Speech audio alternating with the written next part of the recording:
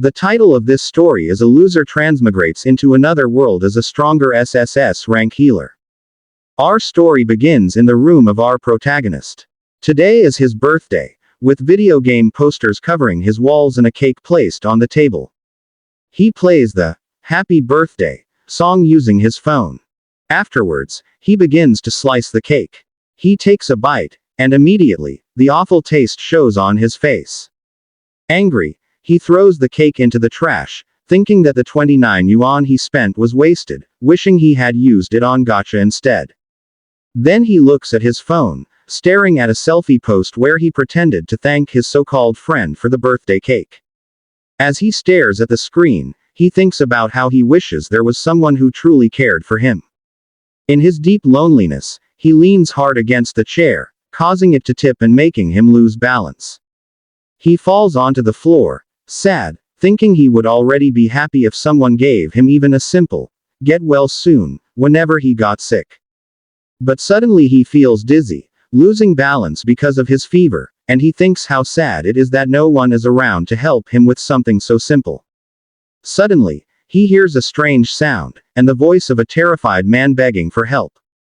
A gigantic mouth filled with sharp teeth suddenly appears, its sheer size freezing him in fear. At that moment, a young woman with dark hair tied in a ponytail enters the scene. Our main character suddenly becomes a white-haired young man being attacked by the creature, but a powerful red lightning bolt strikes the monster. Wrapped in overwhelming red energy, the monster is slowly sucked in until its hand completely disappears. Shocked, our protagonist watches what is happening, wondering if he has transmigrated. Suddenly, a woman with large bouncing cocomelons arrives behind him, calling out his name. Furious, she yells at him, then lands a heavy punch, scolding him for being reckless in the interdimensional space. With the sheer force of the hit, he flies into the snow as the girl demands to know if he has a death wish. Lying on the ground, injured, he slowly realizes the full truth. His new name is Jiang Xiao. It suddenly hits him. It's just like the cliché stories. He has been brought to another world. This new world is called the Star Martial Continent, a land filled with dazzling azure energy. The biggest difference here is the existence of portals connecting to other dimensions full of wondrous creatures. Aside from the monsters, there is also a mysterious force called Star Force that flows from the portals. Because of this, some fortunate people are able to see and sense this power. They are called the Awakened. The potential of an Awakened is measured by the number of star slots they possess on their map, and the body our protagonist currently inhabits belongs to Jiang Xiao, an Awakened with a pitiful 9 star slots. He is once again called by Han Zhongzu, asking him how long he plans to sit there in the snow. He doesn't answer right away. This is his stepsister, a genius with 30 star slots, practically considered heaven's chosen. His sister helps him up from the snow, complaining about the cold, when suddenly another figure approaches them. A woman's voice shouts that she has finally found them. The newcomer runs toward them, asking if Shushu is alright, hugging her friend tightly. Our protagonist remembers that she is Sha Yan, a young woman with 28 star slots. Sha Yan walks over to him and teasingly calls him, "Little Pai Pai." She also scolds him for running around in the interdimensional space, forcing him to apologize in embarrassment.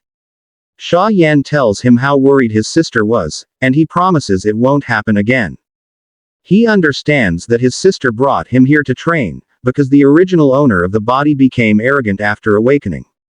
On a hunting mission, he got lost and tried to escape from 2 monsters, but was saved by Han Zhongzu. But suddenly, our protagonist freezes as he realizes something is wrong. He remembers that only one of the 2 monsters was killed by his sister. In an instant, the second white monster appears before the group, furiously attacking them. Terrified, our protagonist shouts for everyone to be careful. His sister pulls him down to the ground to dodge, and they fall, with her arms wrapped around his head. This makes him blush furiously, unable to believe how close his face is to her cocomelons.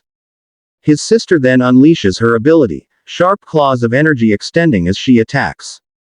With a powerful strike she calls Desolate Wind, she charges at the monster. But she immediately calls out her friend's name, Sha Yan, for help in the fight. Smiling, Sha Yan replies that she got the message. She activates her scorching flame ability, and her sword erupts in fire. With all her might, she swings the massive fire-clad blade toward the creature. The attack lands directly on the white monster, making it cry out in pain. But even so, the fire still fails to pierce its thick hide. Nevertheless, the impact is strong enough to send Sha Yan flying. She crashes into the snow, slightly surprised that the monster wasn't wounded immediately. With a mocking grin, she comments that the monster's skin is thick and its level is high. The white monster, smoke billowing from its mouth, glares at her with intense fury. But she remains unfazed, taunting it, saying it can show off its courage all it wants. At that moment, her weapon flares with a brilliant crimson energy, showcasing its power. With a mighty strike, Sha Yan charges at the monster again, and finally, she manages to wound it, causing its blood to spill. From the force of the strike, the monster crashed to the ground, completely defeated and unable to fight back. Our protagonist watched his sister in awe, impressed that the two of them had taken down the creature in just 2 attacks. His face flushed red as his cheek pressed against his sister's chest, marveling that this was the power of an awakened. The brown-haired girl let out a sigh after the intense battle, then turned to her friend to celebrate, saying their teamwork was perfect. But to her shock, she saw that our protagonist was still in his sister's arms, and out of jealousy she pulled them apart, telling them that the sibling moment had gone on long enough. She warned that the scent of blood would attract more monsters, so they needed to collect the star beads and leave immediately. Our protagonist then remembered the star beads inside the monsters that contained their abilities, realizing that the skills used in battle came from absorbing these beads. The brown-haired girl mockingly called him an academic failure and beckoned him over so she could teach him how to examine monsters, otherwise he'd drag his sister down in their future exams. Holding a blue bead, she explained that no matter what type of monster it was, this thing was always in the same place.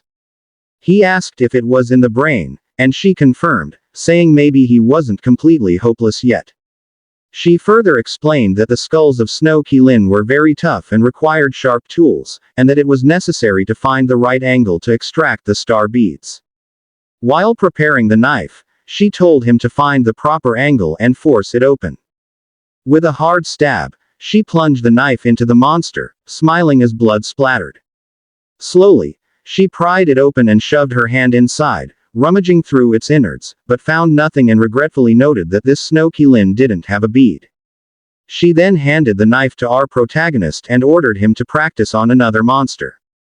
He thought to himself that in his 25 years of life, he had never even killed a fish, but now he had to do this. Even so, he remembered how dangerous this world was and how he almost died upon arriving, so with full determination he prepared himself, knowing he wouldn't survive if he couldn't handle this task. The girl explained that neither of the 2 Snow Keelin had star beads and that such items were rare, requiring both talent and luck to find. Our protagonist covered his mouth, nauseated, but said he understood the lesson. His sister asked if he was all right, noticing that he seemed to have suddenly matured. She wondered if his change was because of the slap she had given him earlier. She then called him Xiao Pai, and he immediately turned to her with a serious expression. His sister handed him a star bead and said it came from a white ghost shaman, telling him to absorb it. Our protagonist was captivated by the intense glow of the blue star bead in his sister's hand and thought that with his meager slots, he would only ever be able to have the most basic techniques in his lifetime. He decided not to waste any time and began absorbing the energy from the star bead. His body was enveloped in a strong blue energy as he lifted the bead. Suddenly, he was transported to a strange place, confused about where he was. A window screen appeared showing his information, and he wondered if this was the inner star chart vision. He realized he was inside his own consciousness and noticed that perhaps he had more than one star map. Soon after, a detection message appeared before him as it analyzed the situation, showing on the window screen that there were 2 techniques within the bead, asking if he wanted to combine and absorb them. He was shocked that he could merge 2 techniques into a single star slot, and without hesitation, he accepted the fusion since it was an ability like no other. Upon his decision, the star bead shattered into countless fragments and its energy burst forth. In reality, his sister asked if he had obtained any new star techniques, but before he could answer, Sha Yan warned that danger was approaching. The group prepared again as their companion explained that a hunting squad was drawing near. At that very moment, a new group in uniform arrived, and one member reported that another team had already cracked open the Qilin skulls. Another member recalled passing by a destroyed Qilin nest and asked if it was the same group. Their captain cursed their bad luck for not finding any young Qilin or star beads and worried about the family head. With a malicious grin, their leader told the squad to continue searching the white ghost shaman Cobb, adding that if they encountered another group, they would simply take their star beads. As they moved away, our protagonist group remained hidden behind a large boulder, quietly observing the other team's movements. After examining the opposing group and defeating the monsters, they continued to leave, leaving footprints behind in the soft snow. Meanwhile, our protagonist group breathed a sigh of relief once the others were gone. Curious, our protagonist asked why the other group wanted to steal the white ghost shamans and their bids. Sia explained that white ghost shamans were extremely rare compared to ordinary white ghosts, and in an entire clan of white ghosts, only one could become a shaman. Furthermore, she revealed that a shaman's bid contained healing abilities, the rarest of all. A regular white ghost star bid could be sold for no less than 500 to 800, but a white ghost shaman star bid was worth 200,000. Our protagonist was stunned upon learning the price of the bids, and his sister warned him to be careful not only against monsters but also against people within the interdimensional space, because awakened individuals possessed rounding beads and their star force was even stronger than that of monsters. It was then he realized that he might also be attacked by fellow humans, driven purely by the desire for power. Deeply disheartened, he understood why they were always hiding, unable to believe he had ended up in such a ruthless place. Suddenly, his sister smacked him on the head and said they needed to leave.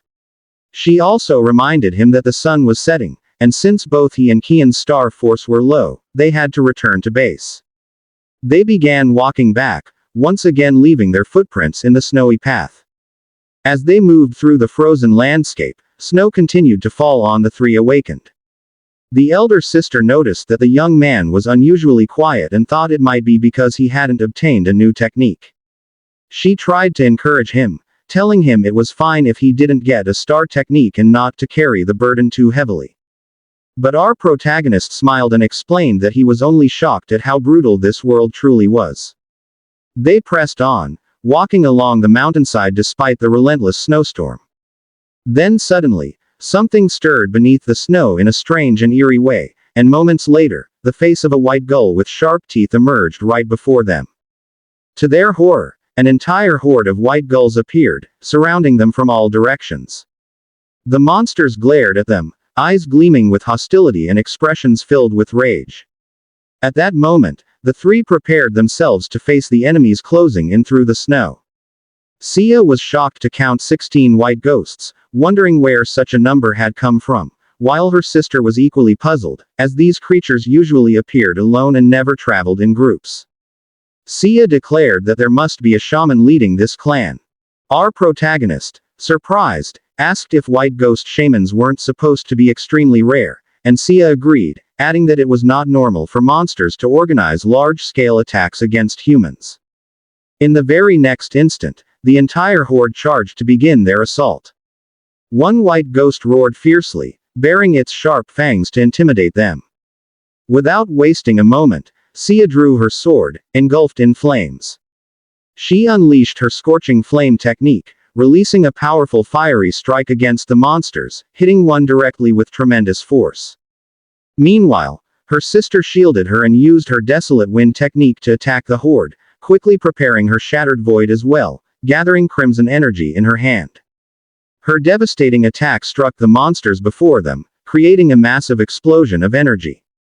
But one monster slipped past their defense and charged directly at our protagonist, leaping with claws extended to strike the defenseless youth. At that critical moment, the elder sister looked at him with unwavering determination. Without hesitation, she sacrificed herself, leaping in front of her brother to take the fatal blow. The monster's claws tore into her back, gravely wounding her in front of everyone. The impact hurled them both through the snow, sending them tumbling across the frozen ground. Their friend witnessed everything and screamed in terror, calling out Shushu's name. Our protagonist fell into the snow, his unconscious sister lying before him, not knowing what to do as he watched blood spread across the whiteness. Stunned and panicked, he desperately cried out her name. But then he remembered the new star technique he had obtained, the blessing. Without hesitation, he used the ability on his sister, and her body was enveloped in a warm, radiant light. The young woman stirred, dazed and bewildered, wondering what the strange sensation was. She felt her body grow light, as if she were floating in an ocean filled with star force. The wound on her back began to glow and rapidly healed under the new ability's power. Her whole body flushed with warmth, like bathing in a soothing hot spring. Her eyes widened in astonishment at the unfamiliar feeling until her face turned red, and she whispered that her entire body felt unbearably hot. While still lying down, the young woman felt an overwhelming heat surging through her body, causing her to make strange expressions under the influence of the healing spell. Our protagonist was bewildered, wondering what was happening to her, but as his attention remained fixed on her, several giant creatures began approaching them. In an instant, 3 monsters attacked simultaneously. The girl's eyes glowed with azure energy, and her expression suddenly turned deadly serious. She immediately stood up, her body enveloped in a faint blue aura. Our protagonist was utterly astonished, witnessing the immense power radiating from his sister. She then summoned her star map, which gleamed with a golden light. Extending her hand, she began gathering an enormous amount of crimson energy for her attack.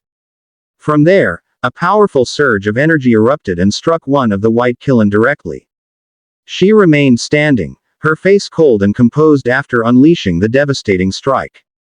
The ability detonated, producing a terrifying explosion that instantly annihilated the monster.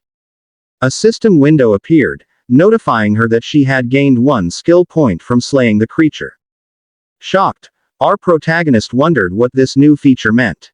Moments later, their friend arrived running, relieved to see Zuzu safe. The elder sister, energy already building up in her hand, quickly reminded her friend to focus on the enemy. In a flash, flames swelled from her palm.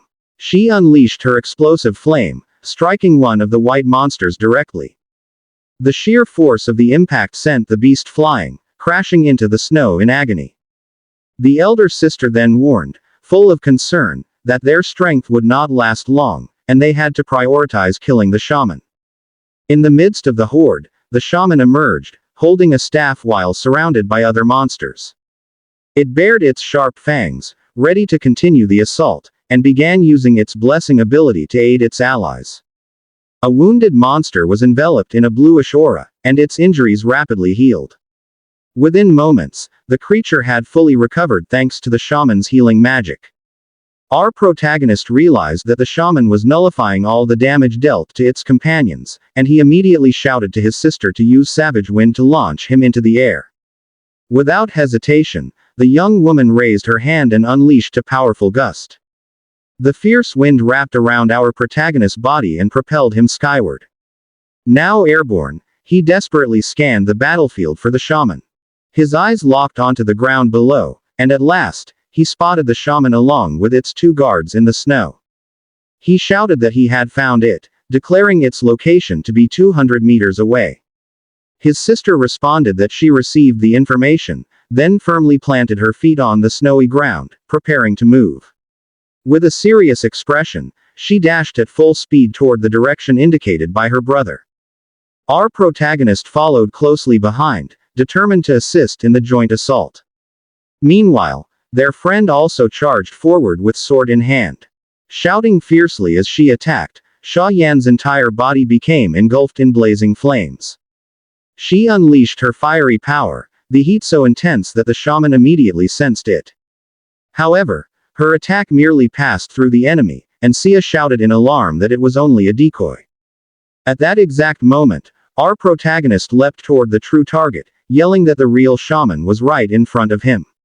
The shaman turned to face him with a calm expression, showing no trace of fear. Instantly, the monster and its two guards lunged at him in a coordinated strike. Seeing the oncoming assault, the two young women panicked and cried out his name in unison. At that very moment, our protagonist braced himself to defend against the ferocious attack of the beasts. They saw the body of our protagonist split apart, but he instantly used a skill called Dissipate. Sia was shocked at what she witnessed, realizing that he had just used the very same technique he absorbed from the white ghost shaman. His sister was equally bewildered, unable to understand how such a thing was possible. She distinctly remembered that the technique her brother had absorbed was clearly a buff spell, not a dispel magic like what he had just used against the monster. With a smirk, our protagonist mocked the shaman, telling it not to get too cocky. Leaping from behind, he added, "Did you really think you're the only one who can play tricks?" And with that, he finished off the monster, earning 1 point and a new ability in dagger mastery. The shaman's body finally collapsed into the snow, while its remaining guard froze in place, staring. Standing firm, our protagonist turned toward the last guard, ready to end the battle. But to his surprise, the beast, snarling and baring its teeth, suddenly spun around and fled. Letting out a long breath, he muttered that it was a close call. Just then, his companions arrived and anxiously asked if he was all right. His sister called him out, insisting that he owed them an explanation. Embarrassed, he averted his gaze, unsure of what to say. Instead, he suggested they talk about it once they were somewhere safe. Hours passed, and they lit a fire to ward off the night's bitter cold. Sitting around the flames, the atmosphere felt unusually heavy. His sister finally spoke, pointing out that this meant he had a dual-star ability, with one of them being medic type. Puzzled, he wondered why she reacted that way and if she wasn't supposed to be happy for him. Then Sia asked if he even understood what it meant to be an awakened medic type. She explained that those who could absorb techniques had a much higher chance of acquiring powerful abilities, but combat types like him normally had no affinity for such skills. She added that out of every 100 awakened, only one turned out to be a healer. Excited, he asked, "Isn't that a good thing? That means I'm valuable, right?" But his sister responded seriously, saying he still didn't grasp the true weight of it. She showed him a badge, explaining that a standard team required 4 members, and every team desperately wanted a medic. Even with just a single healing skill, they determined the durability and survival of the entire group.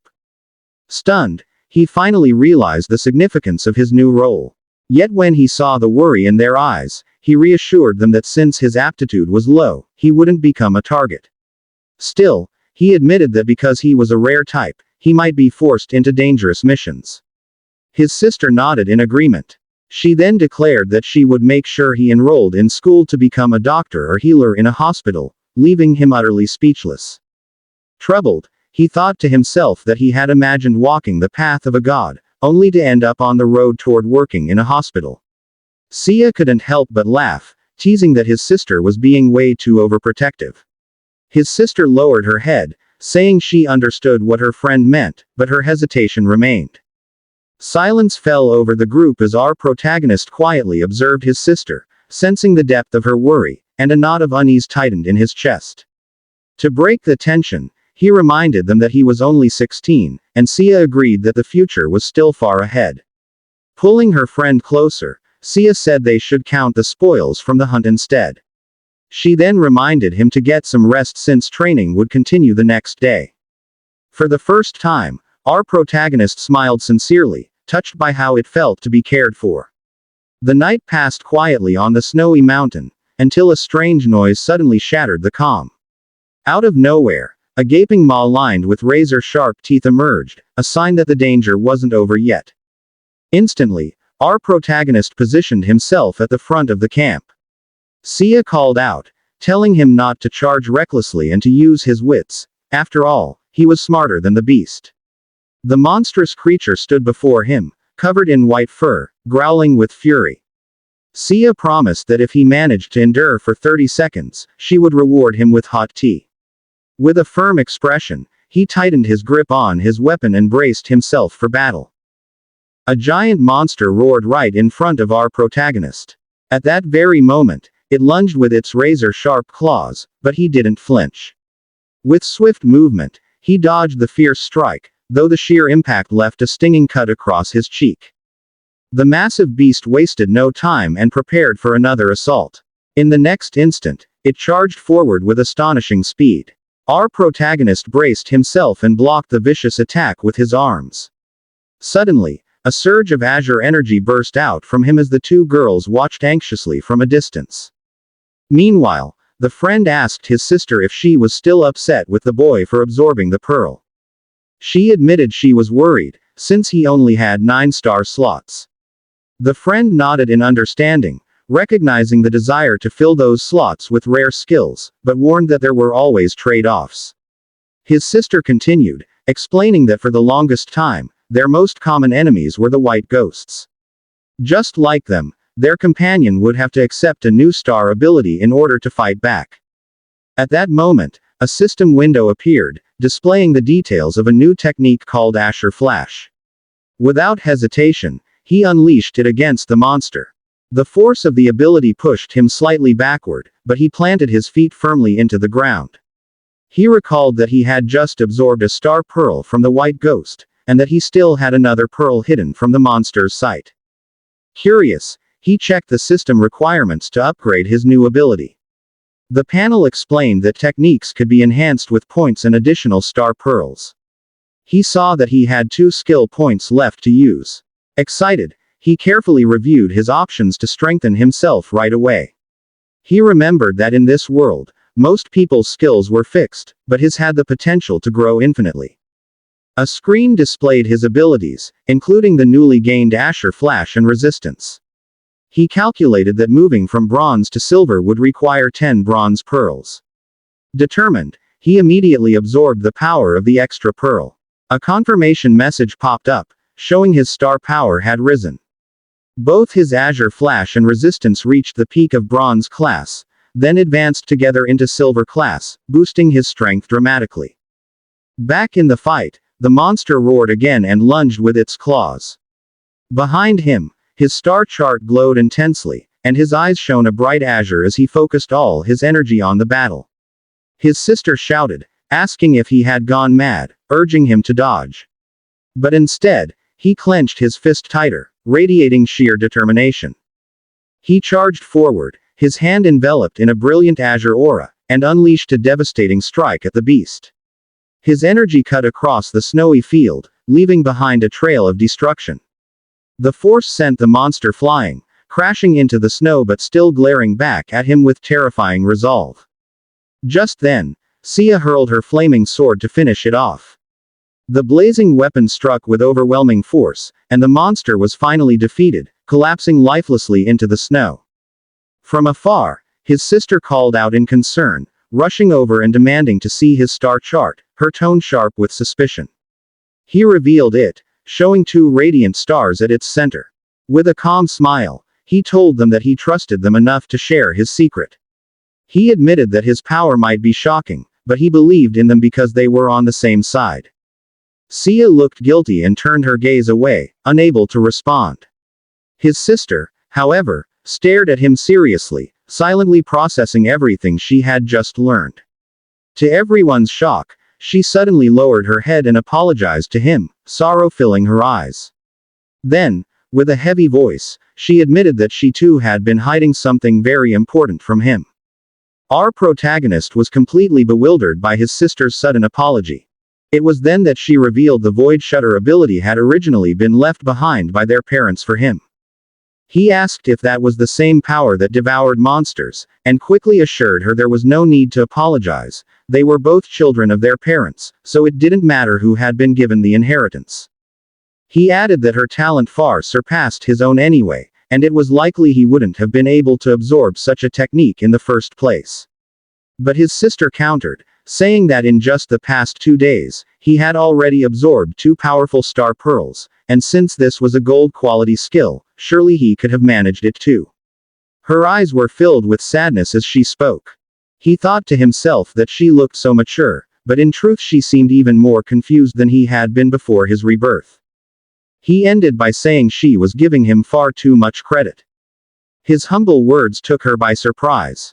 He explained that it was one star power level that determined what quality of abilities could be absorbed. What's more, even if he had acquired the Void Breaker, he wouldn't have been able to use it. He admitted that he was at the very lowest rank, and even casting Asher Flash had drained nearly half of his energy.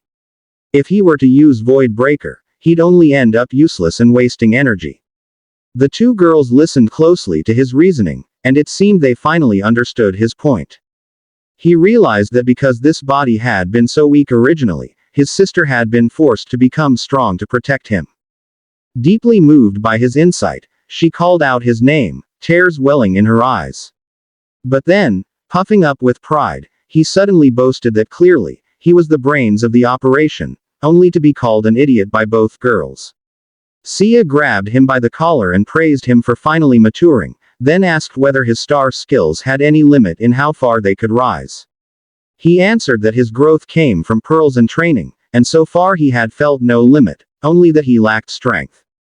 That was when Sia understood that both skills and star power needed to be trained hand in hand. She sighed, wishing she could just use her money to immediately level up his abilities. But then her gaze hardened, clearly about to say something important. She warned him that his talent must never be exposed, and once he entered school, he would need a squad. Quietly listening, he suggested that he simply join their squad right away. Both girls froze in shock, falling silent. Confused, he wondered what he had said wrong. The two of them kept staring, processing the idea. Suddenly, Sia seemed to realize something and said she had forgotten one option. Later that night, the group set up camp beneath the bright stars, surrounded by snow.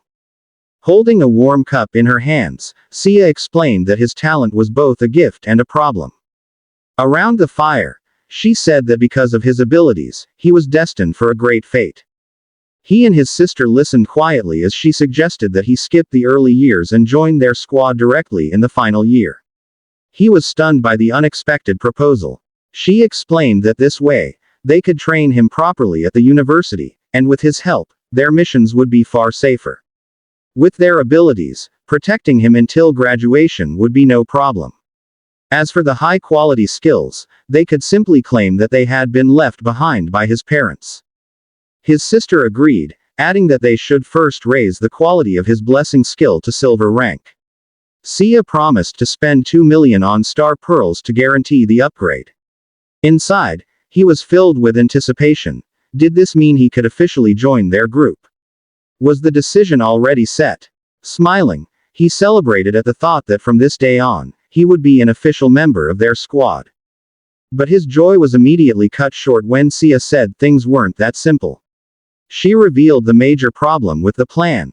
Their squad was already full. His eyes widened in shock, utterly stunned by the revelation, unable to grasp what was happening. Our protagonist shouted in disbelief, "Are you serious? After everything, your team is already full." Sia explained that there was a man in their squad who constantly chased after her sister, a certain Gao Junwei.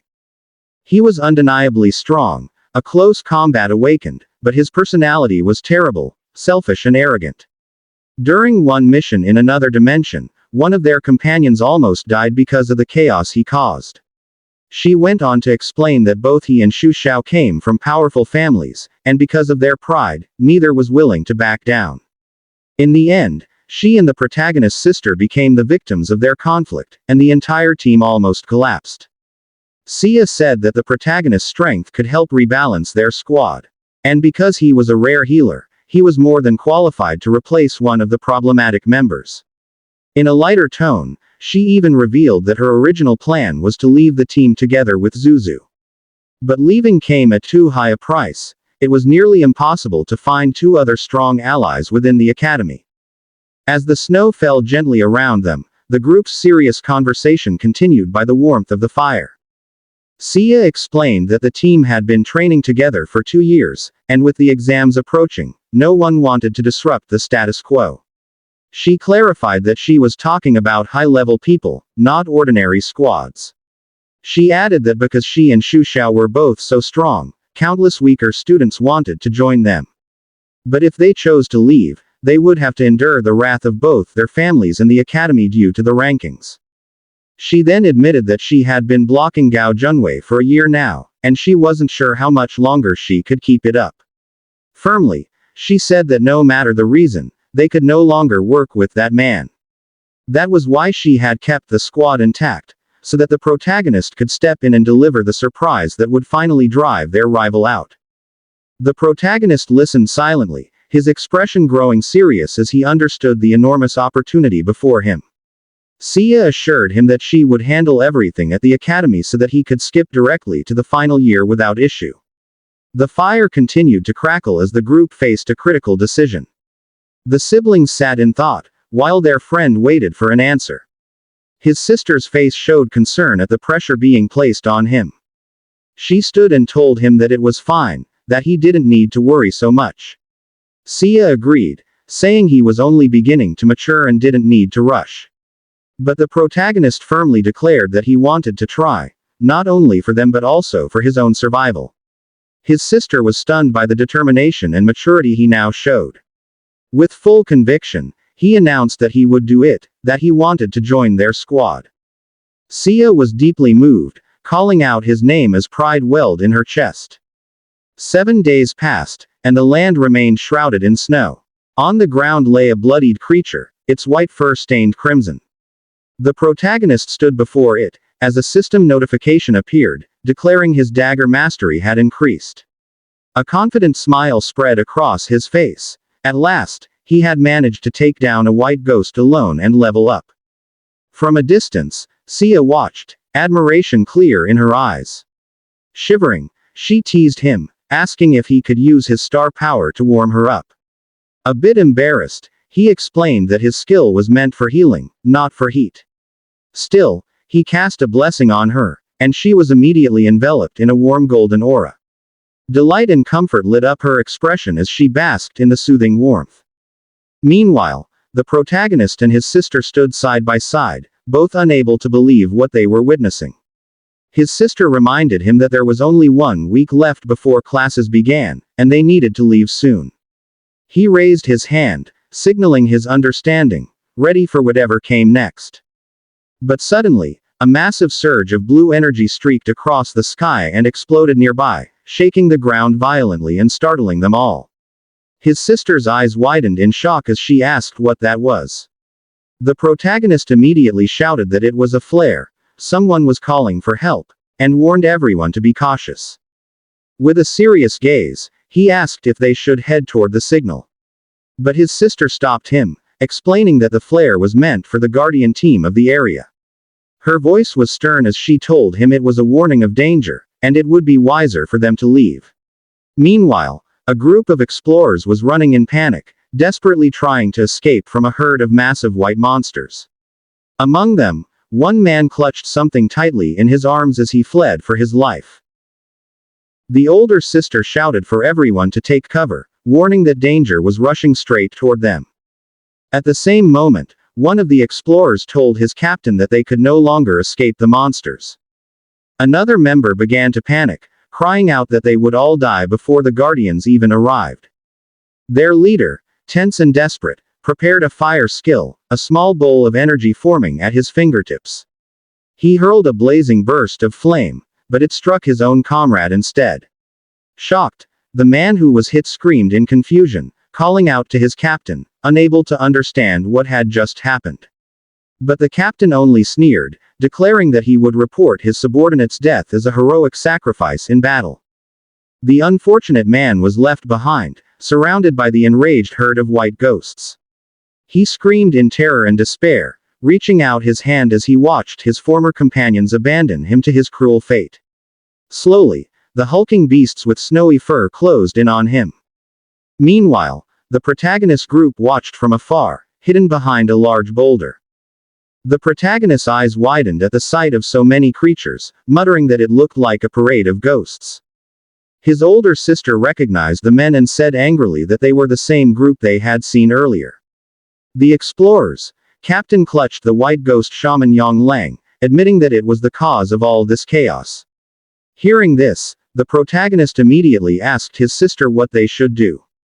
The girl told him to wait, explaining that she suspected there were 2 shaman clans in the area. Suddenly, 2 shamans in crimson cloaks appeared, sliding down the snowy mountain. That was when the sister realized they needed star pearls from the white shamans. She declared that this was a once-in-a-lifetime opportunity they could not let slip away. In that instant, she shouted, calling for their comrade Xia Yan to act. Xia Yan leapt swiftly, launching a sneak attack on one of the shaman monsters. But instead of striking true, his blade cut only into the arm of a white ghost. At the same time, the shaman unleashed an azure flash, its powerful strike slamming into Xia and hurling her into a tree. She cried out in pain from the brutal impact. Seeing Xia's suffering, the protagonist screamed in fear and desperation. Without hesitation, he crushed a crimson crystal in his hand, activating a skill. He invoked his blessing, and a surge of red energy flew into his wounded ally. Xia's entire body glowed crimson, and a strange moan escaped her lips as the healing power washed over her. Her face flushed, filled with pure ecstasy, as she exclaimed how amazing the sensation was. But another monster seized the moment, charging at her while she was distracted. Yet she showed no fear. Instead, she smiled brightly and welcomed the beast into battle. She rushed forward to meet it head-on, her blazing sword carving fiery trails across the snow. The protagonist was stunned, blurting out that she had gone mad, while his sister complained that it was only a waste of energy. With a wry smile, the protagonist thought that perhaps his blessing had worked a little too well on her. His sister, however, spoke firmly, saying that having a healer in the group was making Xia Yan far too reckless and careless. Because of this, she insisted that they could not rely on him. She resolved to lure the ghost shaman herself and asked her younger brother to guard her back as they prepared for the next move. Suddenly, one of the white beasts let out a roar and charged straight at the protagonist. Its sharp fangs nearly lunged at his face, but he quickly activated his decoy skill. Now face to face with the creature, he suddenly reappeared behind it, startling the monster as he prepared to strike. With a swift motion, he drove his sword into the creature's head with all his strength. Afterward, he stood behind the beast, his eyes flashing as a system notification appeared. He had gained another skill point. The protagonist wondered why he kept receiving rewards even when his companions were the ones doing most of the killing. Meanwhile, Xia, still shivering from the cold, asked him to use his blessing again to warm her up. But he shouted back in frustration that he wasn't a vending machine and that his star power was nearly depleted. At that moment, one of the shaman creatures activated a skill that boosted its speed. The white ghost immediately began fleeing down the icy mountain at an incredible pace. Seeing it escape, the young man shouted desperately that they had to stop it. Xia, gripping her flaming sword, declared that it wouldn't get away from her. But as she rushed forward, she tripped on a rock and fell face first into the snow. The protagonist's jaw dropped at the sight. His older sister complained that she had almost hit the monster with her wild wind. The shaman continued sprinting, moving farther and faster with every second. This made the protagonist start thinking of a way to slow the creature down. He remembered what his sister had said, that his blessing was unusual. His healing skill also caused a strange sensation of comfort. He recalled Xia's unusual reaction when she was healed, and a confident smile crossed his face. If that was the case, then perhaps he could use it in another way. He cast his blessing in a new manner, releasing it toward the fleeing beast. The pink energy struck the monster, and it immediately froze in shock. Its expression changed, its face flushing red, while small pink hearts appeared around its body. Another shaman looked utterly confused, unable to understand what was happening to its companion. In that instant, the older sister seized the opportunity and launched her attack. A powerful blast of blue and red energy struck the two beasts. When the attack was over, she stood tall, triumph shining in her eyes. The white ghosts lay dead, their bodies scattered across the snow. Xia let out a deep breath, collapsed into the snow, and said that was a close call. She praised the protagonist for cleverly using his blessing like a poison. But her older sister immediately smacked her on the head for being careless. The girl apologized while clutching her head, promising not to repeat her mistake. Moments later, the sister approached the corpse of the explorer who had been left behind. She confirmed he was truly dead, while the protagonist silently observed. Sia revealed a blue star pearl, saying they were lucky since both shamans carried one. The protagonist took a deep breath and asked if the man was really dead, because he intended to claim the item. His sister explained that he had to retrieve the pearl from the man's brain, otherwise the beasts would take it instead. The protagonist was stunned, thinking to himself how lightly these girls treated such matters, as if they were just out enjoying ice cream. His sister called for him to hurry, warning that more white ghosts would soon return. As they walked through the snow, they came across the corpses of the entire explorer team. A chill ran down the protagonist's spine as he realized all the members had been wiped out. Soon after, they found the body of the group's captain. The sight made the protagonist's stomach churn, and he covered his mouth to keep from vomiting at the gruesome scene. His sister remarked that it was their own fault. The shaman cub they carried had a mark on it. Because of that, no matter where they went, the white ghosts would pursue them. She added that if they had abandoned the cub, they might have survived. Their companion complained that their star pearls were too few and asked if the explorers hadn't left any behind. The sister explained they had likely used them all while running from the ghosts. At that point, Xia Yan turned to the protagonist and asked him to examine a human pearl. His sister questioned whether he wasn't afraid of it, since it came from a person. But he replied that it wasn't much different from a beast's pearl, except that it couldn't be absorbed. Suddenly, a system notification appeared before his eyes. The screen said something was being detected, and his eyes glowed as the reflection of the purple pearl shimmered across them. He was shocked. Everyone had said it was impossible to absorb human pearls. Yet, the one he held began to shine brightly, radiating a powerful violet energy. The quality of the star bead contains the attributes of the star. Leading among them are Asura Flash, Endurance, Blessing, and Decoy, which are of bronze quality that can be upgraded, combined, and absorbed. And Flame Mark, Explosive Flame, Chime, and Marking Seal, which are of silver quality, can also be upgraded, combined, and absorbed. When the protagonist read this, he thought that with his current strength of the Stardust phase, he could embed at most 2 more star skills into his slot. The Chime and Marking Seal were a combination and compatible skills of the group's healing star. These were the perfect choices. The protagonist called his sister Han Zhongshe and Xia Yan. He said that he felt the kind of healing star skill in the star pearl he was holding. He thought he could absorb it. The two were surprised, and his sister asked what he was saying. He was able to extract the star skill coming from a person's star pearl. That certainly wasn't good news for other awakened beings. Sia was shocked and said that it was a world-breaking method that was too unreal. He even asked if what he really felt were just healing star skills and nothing else. The protagonist shook his head and thought that he needed to hide an ace and not casually reveal that he already had an internal star map. He answered Sia that he was simply more sensitive to healing-type star skills.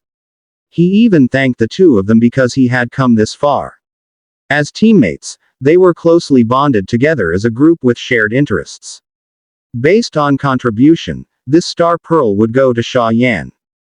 Xia Yan moved slightly closer to the protagonist and told him he didn't need to be polite. He should quickly absorb it and show his elder sister this wonderful thing.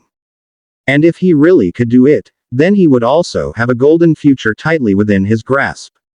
When he heard that, he didn't hesitate anymore, broke the star pearl, and then the purple energy burst out in front of him. This energy was seen flowing into the bodies of Xia Yan and his elder sister. Xia Yan realized that the two skills appeared in one star slot. These were the Chime and Marking Seal. She couldn't believe that the protagonist had done it. The scene shifted to the garden apartment complex where the protagonist lived. When they entered their house, his elder sister immediately took off her clothes and hung them on the wall. Then she looked at their picture with their parents. With a sad voice, she said to their mother and father that they had returned. Their journey to the snowfield had truly matured the protagonist. She even talked about the protagonist being a naturally born genius. His 3-star slots contained 2-star skills each. The protagonist suddenly said that he was going to his room to wash himself, because if he didn't take a bath right away, he would rot from his foul smell. His sister didn't answer, but quietly observed him. Afterward, she turned her attention back to the picture of their parents.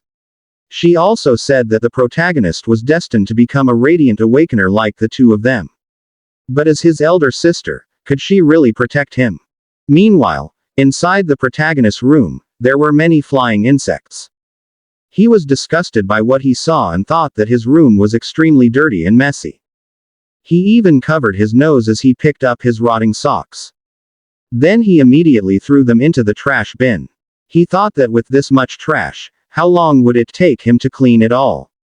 After 3 hours, he had completely cleaned his room until it almost sparkled in its cleanliness, with no more clutter. He sighed in relief while smiling, saying that he almost died from exhaustion. He forcefully laid his body on the bed but quickly got up again.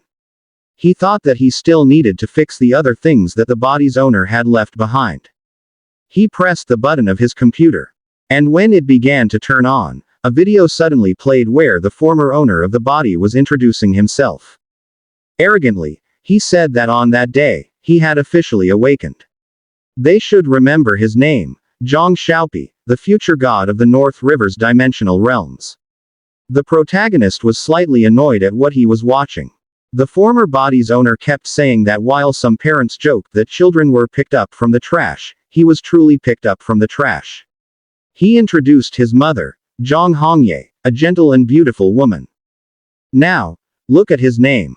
On the day his mother saw him was also the day her dog died. That dog's name was Xiaopi, so she passed the dog's name on to him. He was grateful because that dog was such a cute one.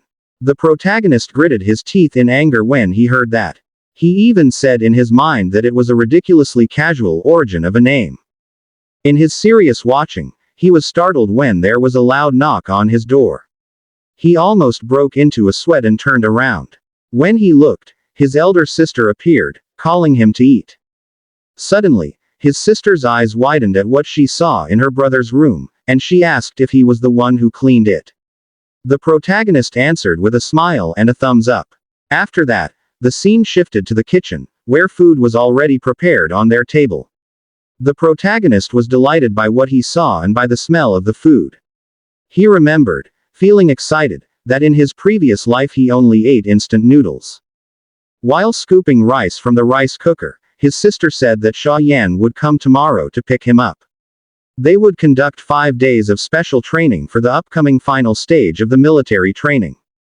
The protagonist quickly reached for the bowl of rice and asked why the military training would end so soon. Couldn't he train for a few more days? One-on-one, he thought, was more effective than one against many.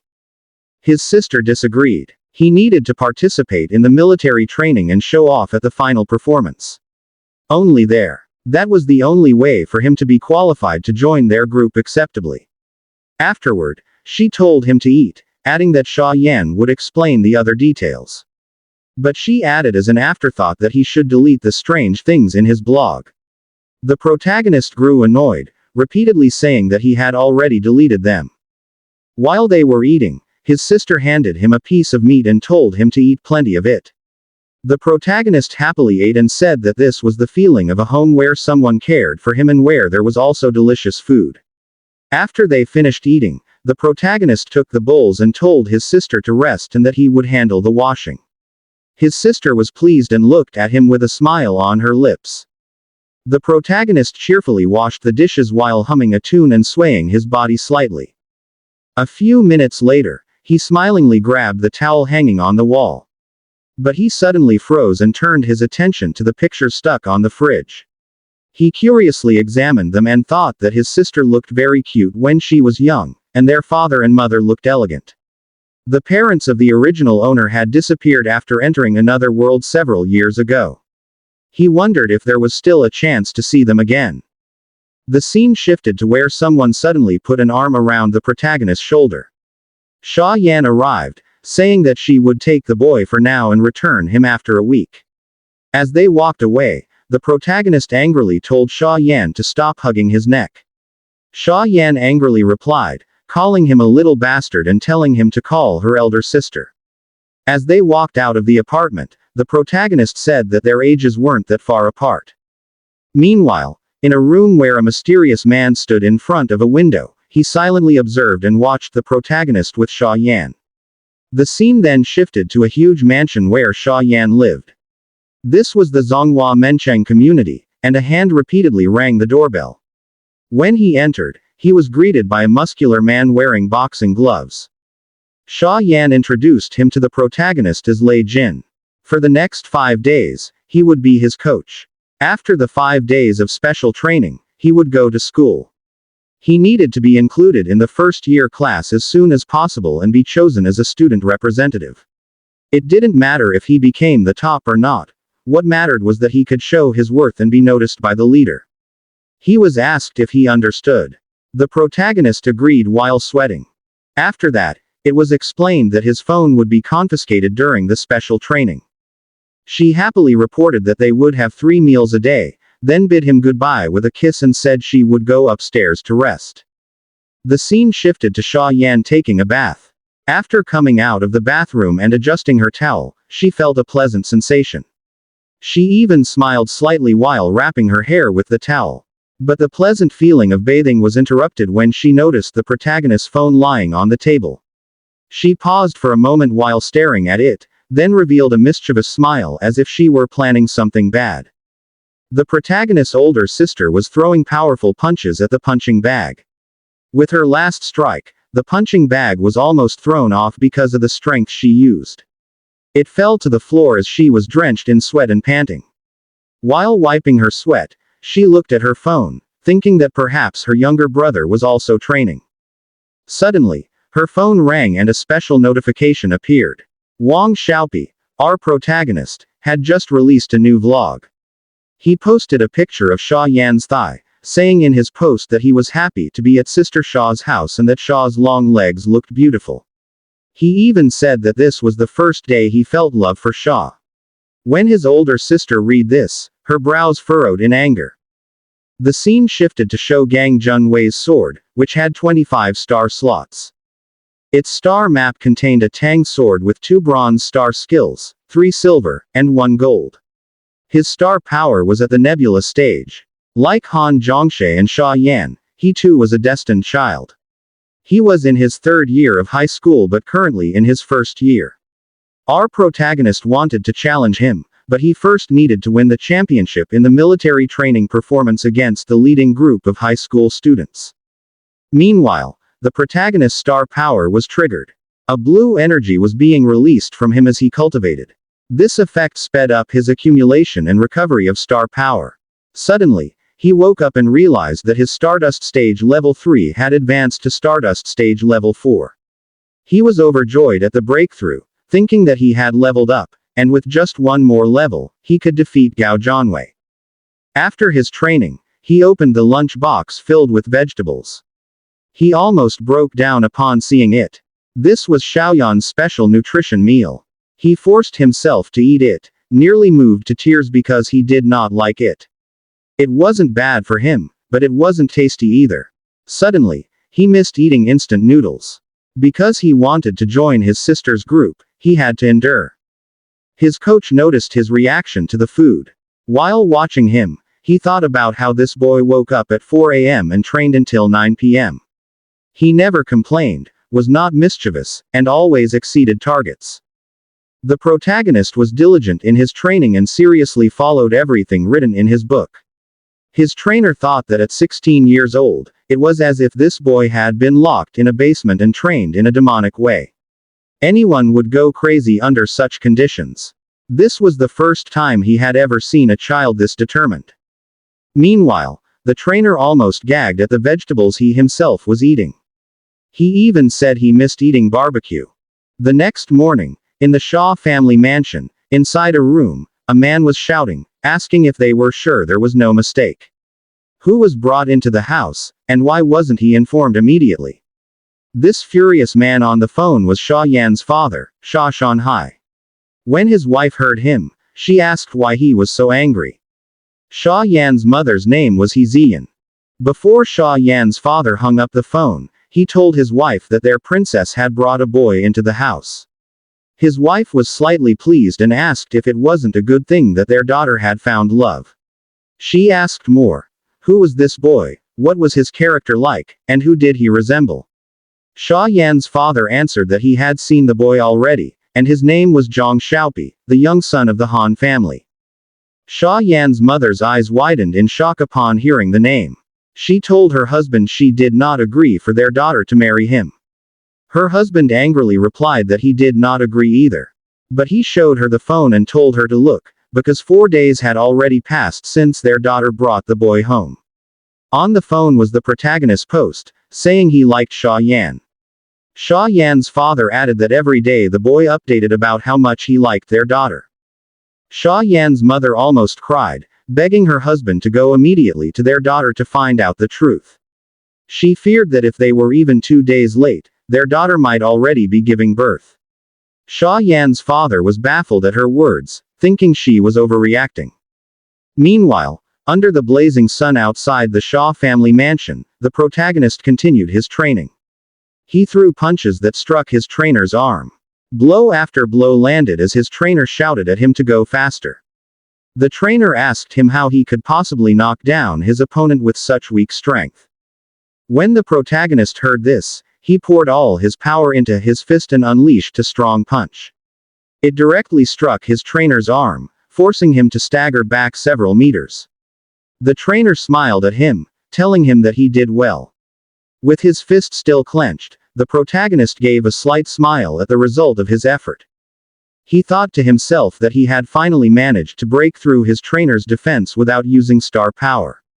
His trainer was pleased with him, immediately approached, wrapped an arm around his neck, and told him he was a good kid and that this was the style he liked. He advised him to just keep doing this and he would succeed in whatever he wanted to achieve. Suddenly, an old maid, Auntie Jo, appeared before them and asked for their attention. The trainer was surprised and asked if dinner was going to be served early today. Before the maid could answer, Sha's father suddenly entered through the door. He was shocked by what he saw. Even the protagonist was surprised when he recognized who had arrived. 10 minutes earlier, when the maid opened the door, she was shocked to see that the one who had arrived was Sha Yan's father. He immediately asked where his daughter Yan Yan was.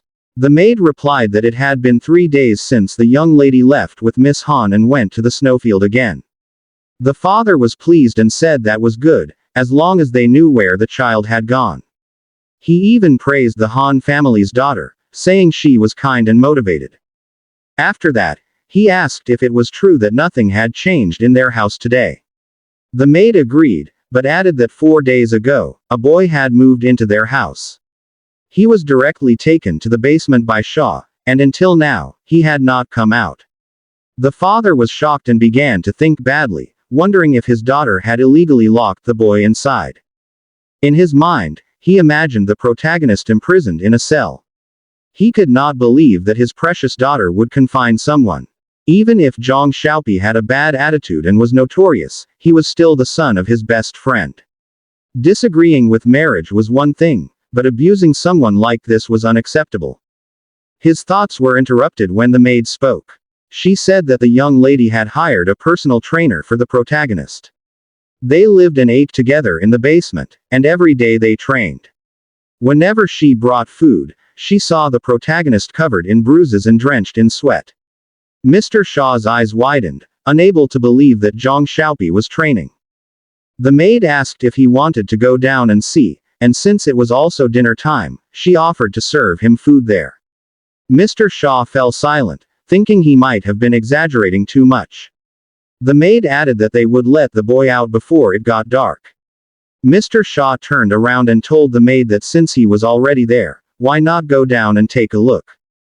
In his mind, he thought that he needed to change his view of what his daughter Yan Yan had said about bringing the protagonist into the house.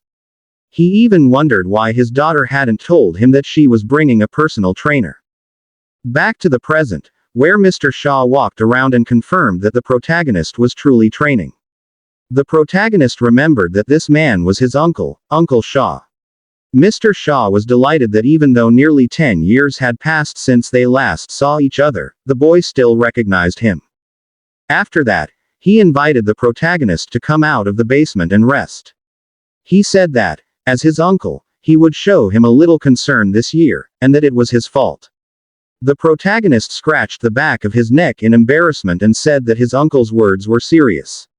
He remembered that the original owner of the body had a proud personality, but the man before him was very kind and generous, almost like his sister Han Zhongshe. Outside the Shaw mansion, the sun was nearly setting. The trainer stretched his arms and shouted that the sunset looked beautiful, especially if there was barbecue. Then he turned to the maid and said he wanted to eat skewers. When the protagonist heard this, his eyes practically sparkled. As he walked closer to the maid, he was drooling while repeatedly saying, "Barbecue." Before long, barbecue sticks were already cooking over the hot grill. The protagonist was overjoyed while eating, repeatedly saying how delicious it was. Meanwhile, Mr. Shaw looked on seriously while drinking. He slightly bowed his head, smiling, and told the protagonist that his uncle was truly pleased with the great change in him. He thought that his parents would also be happy once they learned of this. When the protagonist heard this, he thought of the original body's family. They had been gone for several years, and only a few memories of them remained with the original owner. After thinking for a while, he called out to Uncle Shaw and asked if there was a chance for people who had disappeared into another dimension to return. Uncle Shaw replied that no one knew, because the appearance of the dimension gate was mysterious. There was still much they did not know, waiting to be discovered, and the pioneer group that their family was part of had been specially formed for this purpose. Because new dimensional gates were frequently appearing in this world, it brought fear to many people. And in order to investigate the properties of extra-dimensional space, an organization called the Pioneer Corps was formed. The team was composed of military forces and naturalized foreign players. Once a new dimensional gate appeared, they would immediately enter and assess the danger, examine the resources, and determine what existed inside. They checked whether the materials and organisms there were useful to humans, whether the creatures were too ferocious, whether the environment exceeded human capability, whether there was a possibility for humans to live there, or whether it needed to be destroyed completely. For example, the snowfield they had gone to. This meant that the pioneers shed blood, sweat, and even gave their lives to conduct investigations. Only then did the subsequent official development and opening of extra-dimensional space to the outside world occur. The Pioneer Corps was the most dangerous team, but also the greatest. And his parents belonged to them, pioneers who became his role models, giving him a reason to work hard in the future. The protagonist once again caught Mr. Shaw's attention and asked where the alternate dimension was where his parents had disappeared. Mr. Shaw replied that he could not go there yet, but he could tell him the name. It was the Dragon Cave, where two massive dragons covered in blue energy could be found. Mr. Shaw also advised him to try to become strong. Someday, he would be able to go to the Dragon Cave and find the only way to obtain an explanation. The protagonist gripped the stick in his hand tightly while staring at the barbecue, thinking about the Dragon Cave. Mr. Shaw suddenly coughed deliberately and added that in just 2 days, he would be entering school. The protagonist said that Shaw Yan told him she would take him to school tomorrow. Mr. Shaw shook his head and said that his daughter was too strict, and training should be more moderate. The protagonist replied that Shaw Yan was doing him good, and that it was he himself who asked for such difficult training. Mr. Shaw frowned and thought that he had only said his daughter was wrong, but why did it feel like the boy was protecting her? He then forced a smile and told the protagonist that his daughter had grown up. He no longer wanted to meddle in the affairs of young people, but they should focus on their studies and not on love. He even asked the protagonist if he understood. The protagonist was confused and immediately asked what he was talking about regarding love. As Mr. Shaw recalled the times he read the protagonist's vlog posts, he asked if he was not Jiang Xiao, who posted vlogs every day about his relationship with his daughter, from the first day, second, third, and fourth. The protagonist replied in confusion that yes, he was Jiang Xiao, but Shaw Yan had taken his phone on the first day of training. Mr. Shaw was shocked by what he heard and asked if that was true. The 5th day of training arrived. The protagonist sat quietly as a window system appeared, triggering abundant star power. While meditating, he gathered blue energy throughout his body. He thought that his star power had been stuck at Stardust stage level 4, and it was not rising. He believed that every 5 levels was a small bottleneck. A notification appeared stating that his current star power was Stardust stage level 4. He thought that in order to maximize the benefits, it was best to save the skill points until he reached the bottleneck. His meditation was suddenly interrupted when his trainer arrived and called him. He was informed that his training was finished and that the trainer would be transferring to a new employer. The protagonist said goodbye to his trainer, but suddenly, he was shocked and his eyes widened when he saw his sister, Han Zhongxie, smiling at him. He smiled and asked his sister if they had returned from the snowfield. His sister nodded as a reply and handed him 4 blue star pearls.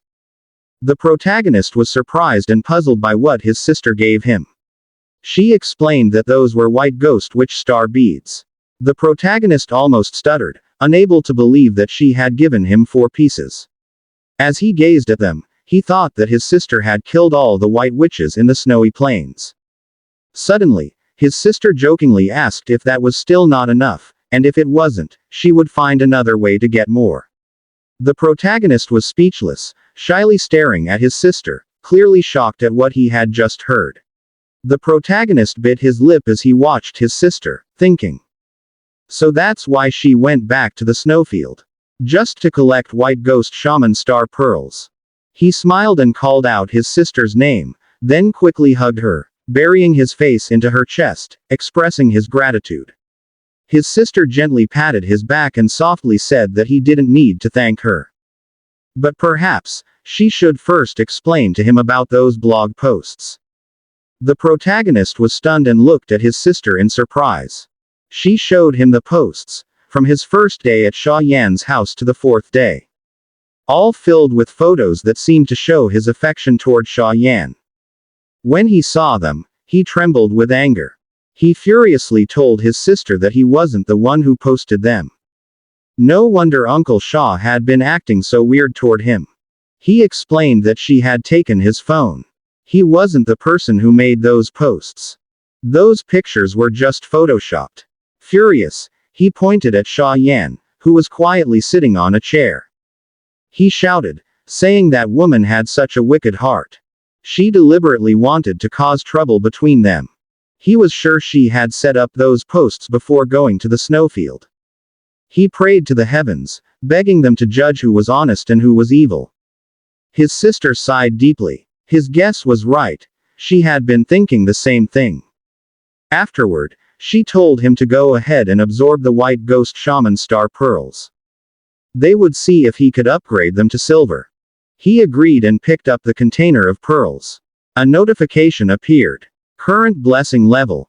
Brass level 4, 4/10. Current decoy level. Brass level 4, 4/10. He thought back. Before, on the body of the dead healing type awakened.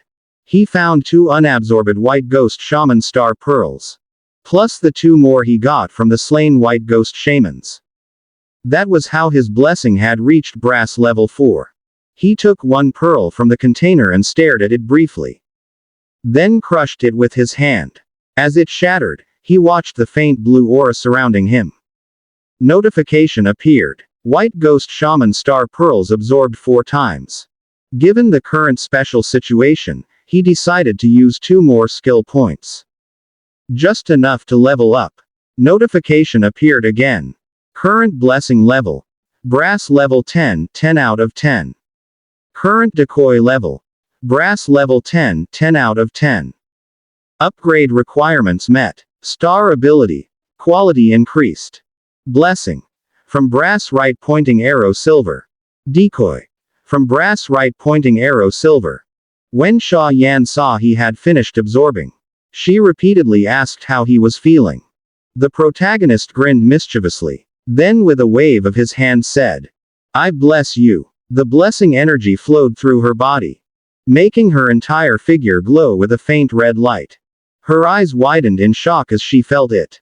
In her consciousness, she suddenly found herself under the blazing sun. As she slowly opened her eyes, she felt a warm ocean breeze flowing through her body, washing away all her fatigue. In her mind, she stood by the sea, wearing a bikini. Enjoying the refreshing sensation, she realized, so this was the power of a silver-grade blessing. It felt so good, so refreshing. Her sister sighed and scolded the protagonist, saying he was being foolish again. The protagonist scratched his head and explained that he just wanted to try it. The scene then shifted to Bincheng High School. His sister had driven him there. And before he got out of the car, she reminded him, Zhongbin First High School isn't just full of awakened students like us. There are also many normal students here. So behave yourself. Don't cause trouble, and don't fight your classmates. Inside the car, Sha Yan smiled and said, ever since you became more serious, Shui's gotten really talkative too. Smiling, she waved at him and said, go on, report by yourself, kid. The senior girls are waiting for you. The protagonist waved back and said he got it. As he walked toward the campus, he noticed the students in front of him and thought, ever since he came to this world, he'd been struggling to survive in the freezing wastelands. And now, he was going back to school, jumping straight into senior year. He was irritated by the situation. After all these years of not studying, why did he have to jump straight into hell mode in high school? He grimaced, almost in tears, wondering why he couldn't have just reincarnated as a college student or something. When he entered the school, he went straight to the disciplinary office. A teacher called him over while holding his papers and noticed that he only had 9-star slots. The teacher mentioned that his registration and military training had been postponed because he supposedly went to the snowfield for training. The protagonist nodded in agreement. The teacher thought to himself that what this kid called training was more likely just an excuse to avoid military drills. Kids these days, able to lie 3 times in one sentence. Suspicious, the teacher asked him to show his star map. The protagonist happily complied, and with a snap of his fingers, the star map appeared behind him. The teacher was stunned. He stood up from his seat, goosebumps rising all over his body as his eyes locked on the 3-star skills shining with a golden glow. He saw that there was blessing, azure flash, and chime.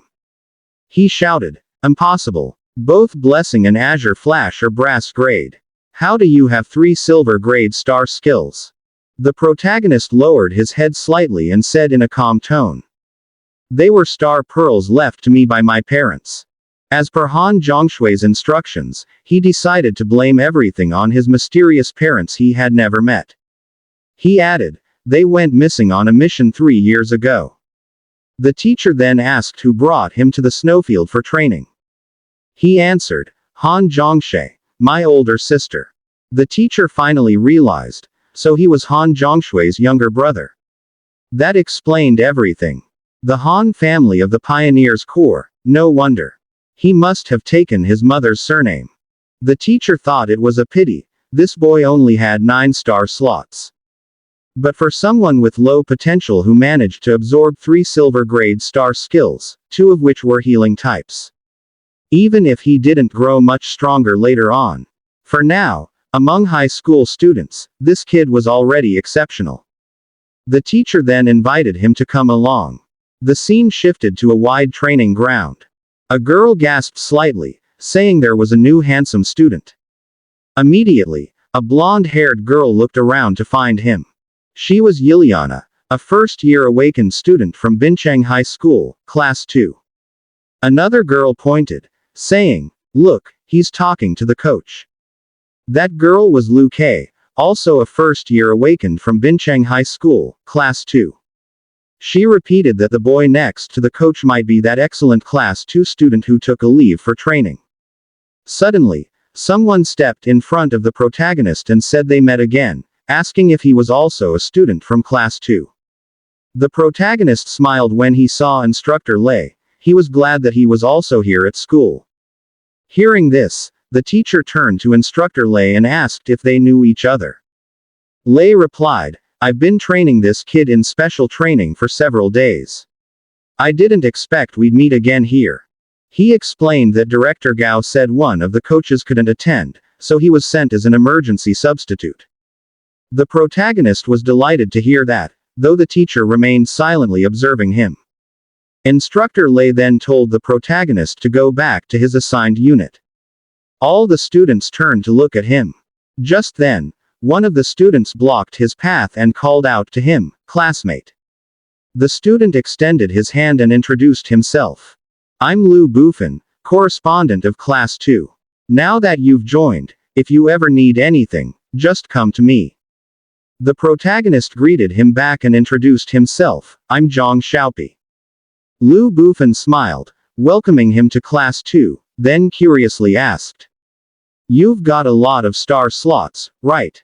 What attribute are you? He bragged that he had 19 star slots. Feeling a bit embarrassed, the protagonist replied that his number of slots was just what was left for him. Liu Bufan looked puzzled and asked, wait, you really only have 9? The protagonist nodded. Yeah. Then, a student with a scar on his lip walked up from behind, speaking arrogantly. So this is the guy everyone's been talking about. The one who got recruited into Class 2 and skipped military training. He sneered, turns out he's just a 9-slot loser. Unbelievable. This school actually allows backdoor entries now. When the protagonist heard this, he glared at him with anger on his face. The students grew uneasy and began whispering among themselves. Liu Kei quietly asked Liliana, they're not going to fight, right? With concern, Liu Bufan stepped forward and said that since the school placed the protagonist in the same class, it meant they recognized his ability. The last student in their class finally finished reporting. He advised him not to be too aggressive. With a smirk, the student said that all 8 awakened classes had been eagerly waiting for his arrival. Everyone wanted to know who took the last spot in Class 2. And the result? He only had 9 star slots. He couldn't believe that a loser like this managed to enter the elite class. He asked if the teachers were blind. Instead of getting angry, the protagonist sighed and explained. He had few star slots, but he was a medical type awakened. That was probably why he was accepted into Class 2. Everyone fell silent upon hearing this. Liu Bufan turned to him in shock, unable to believe that he was a medical type. The protagonist nodded, confirming his guess. He looked at the student with a scar on his lip and asked if he had a problem with him. Why not go to the academic office and check the placement criteria? The student said nothing, shaking his head in embarrassment and frustration. He thought, if only he'd said earlier that he was a medical type. Now he looked like a fool in front of everyone. Suddenly, Liu Kei shouted, startling the student so much that his whole body trembled. His shout was so loud that even Liliana covered her ears. He quickly apologized for yelling too loudly. Then, with excitement, he told Liliana that in all 8 years and in all the first-year classes this year, this was the only medical type, and he was in their class. With a slightly sad expression, Liliana agreed. After several hours of student training, the coach blew his whistle to stop them, saying that was enough for the day. After changing clothes and gathering their belongings, they began to leave. As the protagonist walked away, he thought. Aside from the regular classes for ordinary students, Bincheng High School also had special classes for awakened students. Each year, there were 8 classes, and the school assigned students based on evaluation. Since he had registered late, most of the squads were already formed. There were only 3 days left before the military training ended. If he wanted to represent the class in the competition, he had to reveal his true ability. The next morning, 4 a.m. At the training ground, 3 students had already begun exercising. Liu Kei was panting heavily from exhaustion, begging Liliana to wait for him. He also asked why they had to wake up earlier than the roosters just to torture themselves. Liliana replied that the best time of the day was in the morning. If they didn't train properly, how would they improve? If they didn't push themselves, they'd be left behind. He asked, Left behind by what? There was no one else on this track but them. No one worked harder than they did. Too tired to continue, he fell to the ground and wished they could just go back to sleep. Crying and with tears streaming down his face, he wondered why he had ever chosen to become an awakened. He just wanted to draw manga and relax, like a small fish. His crying stopped when he noticed something ahead. He saw the protagonist, wiping off sweat. He was stunned and realized, someone was actually working harder than they were. He called out to him, "Hey, white-haired student." Waving cheerfully, he introduced himself. He was Liu Kei, and they were classmates. The protagonist greeted him warmly and introduced himself as well. The protagonist was surprised when Liu Kei suddenly grabbed his hand. Smiling, Liu Kei asked if he had already found a squad. If not, he asked if he wanted to join theirs. While still holding his hand, she asked the protagonist if he was, by any chance, a medical type awakened. Their squad already had a tank and a damage dealer, a great lineup that would surely ensure his safety. But Liu Kei was suddenly startled when someone forcefully patted her on the shoulder. Behind her appeared Yiliana, smiling as she introduced herself to the protagonist. She was Yiliana, also from Class 2. She said Liu Kei was just always noisy and energetic, he shouldn't mind her too much. She then introduced the two siblings who were with them. The older brother Zhu Wen, who only gave him a sharp look, and Zhu Wu, who smiled and waved at him. As the protagonist looked at them, he thought that there were already 4 of them, just right for a standard squad. He thanked them for the invitation, but since their squad seemed full, he asked if there was still space. Everyone was surprised and froze for a moment at what he said. But Liu Kei cheerfully replied that it was fine. Even if the official slots were full, he could still be a substitute. She explained that she was basically the team's mascot anyway. Her job was just to shout and cheer. 666. She was friends with Nana, that's why she joined their team. Those two siblings and Nana were among the top freshmen this year. Many people wanted to be in the same team as them. She was too weak, she said, and didn't want to slow them down. The protagonist was surprised at what he heard and thought to himself that he had actually watched them earlier today. As the 4 talked, he realized that the twins' combat skills were among the best in Class 2. Joining a high-tier squad like this would be a great opportunity for growth. His thoughts were interrupted when someone called out to him. Zhu Wen had something to ask. Zhu Wen requested if he could tell them what kind of medical star skills he had absorbed. But his younger brother quickly elbowed him, saying, "Brother, that's not how you do it." If they wanted to invite him to the team, they should introduce themselves first. Showing off his muscular arm, Zhu Wu said that he and his brother both had a fist-type star map. 20 star slots, 2 star skills, both brass grade, azure flash and endurance. Yiliana smiled slightly and raised 2 fingers, saying she had a dual wand star map. 21 star slots, 4 star skills, all brass grade, azure flash, endurance, flame mark, and explosive flame. The protagonist's eyes gleamed with interest. He thought that talents like Han Zhongshe and Xia Yan were rare monsters. With 20 or 21 star slots, they were already considered far above ordinary awakened ones. With his eyes closed, the protagonist calmly said that he only had 9 star slots. As for his star skills, they were Blessing, Azure Flash, and Chime, all silver grade. Zhu Wen was slightly impressed upon hearing Blessing and Chime, since both were healing star skills. But then he froze, realizing what had just been said, and asked again, "Wait, what grade did you say your star skills are?" The protagonist calmly replied, "Silver grade." Everyone screamed in shock, unable to believe what they'd heard. The protagonist covered his ears, overwhelmed by how loud they were.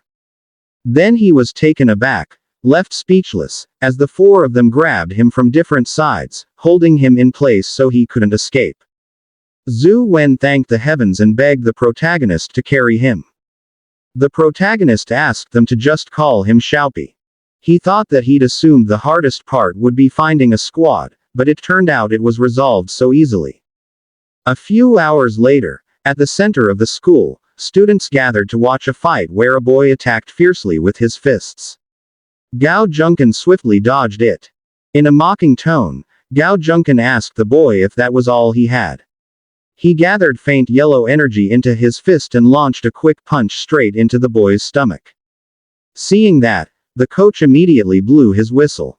He shouted Gao Junkan's name and told him to stop. He added, "How many times do I have to tell you to hold back your strength?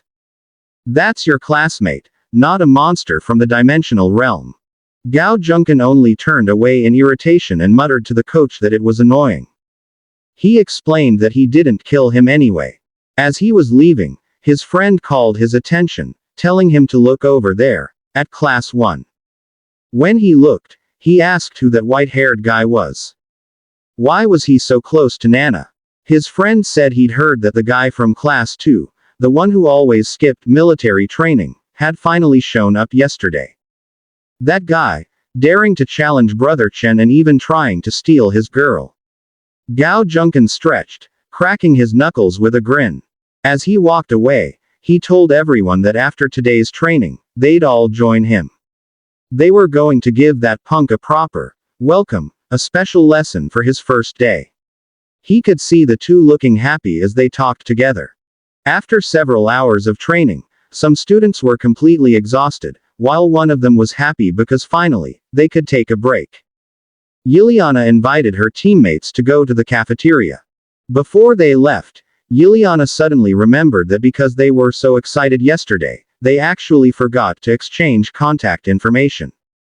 Smiling, she asked the protagonist if he wanted to add her as a friend. She would add him to the class group chat and the discussion group. The protagonist agreed, saying he'd do the same. Not far from them, Gao Junction and his friend were watching. As they looked at the two, his friend teased him, saying that at this rate, they might be holding hands next. Gao Junction got angry and shouted at his friend, asking if he had the guts to say that again. With a serious look, he then asked if the two were really heading to the cafeteria. They'd just wait until that bastard was alone. The scene then shifted to the cafeteria. The vendor told the protagonist that his meal card wasn't active yet. From behind him, Liu Kei and Liliana hurriedly competed to use their cards to pay for his meal. Liu Kei explained that there must be a system error, his information probably wasn't properly registered. They said they'd accompany him to the academic office later to have it reactivated. The protagonist declined and said it was fine, he'd handle it himself later. Meanwhile, his sister and Xia Yan were sitting not far away. Xia Yan pointed out to Shui Shui to look at her brother. He had already made some friends, and they were even cute female classmates. Shui Shui looked over and saw how friendly her brother was with his new friends. While watching them, Xia Yan asked if she thought he might get a crush early. Shui Shui just shook her head and closed her eyes, saying to let him be. Xia Yan was surprised, wondering why Shui Shui suddenly seemed so relaxed about it. Shui Shui stayed quiet, thinking about how Xiaopi used to be so cold and distant. But ever since she slapped him before, he had changed into a different person. She thought that maybe he had really trembled once between life and death and decided to change himself. But if he stayed tense and serious all the time, that would also hurt his training. Having friends his age, it was a good thing. Still, she couldn't help but feel worried. Xia Yan sighed, holding her head, saying she felt like she was turning into a nagging mother. Meanwhile, the protagonist finished his meal and placed his tray back. Then, he took out his phone. While walking back up the stairs, he thought about telling Han Zhongshe and the others that he had successfully found a squad. But suddenly, 3 students blocked his path. They invited him to come with them for a short walk. The protagonist couldn't even speak, just staring at them in surprise. One of the students, who had a scar on his lip, grabbed his arm so he couldn't escape. He thought to himself that campus bullying was a common problem in many schools. Before he transmigrated, he never experienced it. He was so invisible back then that even the bullies didn't notice him. Who would have thought that after transmigrating, besides gaining friends and family, now, even bullying had been added to his checklist?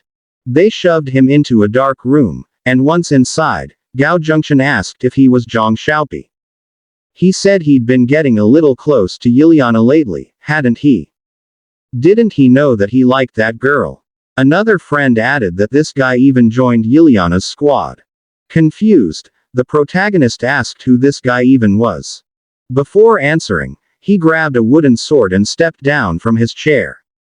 Resting the wooden sword on his shoulder, he arrogantly introduced himself as Gao Junkin, the top dog of Class 1. In a mocking tone, he told the protagonist, how dare he approach the girl he liked. Then, he moved quickly, preparing to attack, shouting that today, he'd give him a personal lesson. The protagonist managed to dodge his strike. In his mind, the name sounded familiar. He attacked again, but the protagonist evaded once more. He compared the name, Gao Junction, to Gao Junwei. From their names alone, who would believe they weren't related? He wondered silently if this guy was seriously trying to kill him. Gao Junction laughed at him, the wooden sword on his shoulder glowing with yellow and red energy. He arrogantly declared that his family had both power and influence, so even if he injured him, what of it? One of the students praised him, saying how awesome Brother Chen was. Gao Junction was pleased with the situation. The protagonist faced the students and told them that they were violating the school rules. Gao Junction replied that they weren't violating anything, it was just friendly sparring. Even if something happens, he said, my brother will protect me. Then he mocked the protagonist, asking if he even knew who his brother was. Two students began walking toward the protagonist. But before they could get close, he calmly said that he was a medical type awakened. When the scarred student heard that, he tried to hold back his laughter, but failed. They burst out laughing and told the others to listen to what he said. Still smirking, the scarred boy mocked him further. Who cares what kind of awakened you are? You're still trash. You've only got 9 slots. He ordered his friends to grab him. Let's see if a medical type can take a beating. One student tried to grab the protagonist by the shoulder, but in one swift motion, the protagonist caught his hand, pulled him forward, and slammed him hard onto the floor. The scarred boy got furious. How dare you fight back? He shouted. The protagonist ignored him, his expression serious as he prepared to attack. He delivered a strong punch straight to the boy's stomach. The impact made him spit blood. The blow was so strong it sent him flying through the air, crashing hard into the wall. Gao Junction was stunned by what he saw, and so were the other students. He yelled at his friends, demanding why they were just standing there. He ordered them to catch the protagonist. Before one of them could reach him, the protagonist used his supreme leg whip. This is Azure Flash, Pro Max version. Then came the Howlin' Root Fist. A powerful strike that landed directly on his opponent's chin. When Gao Junction saw his friends defeated, he grew angry. He called the protagonist a bastard and prepared to attack with his wooden sword. But before he could make a move, the protagonist stared at him, stretched out his hand, and shouted, blessing.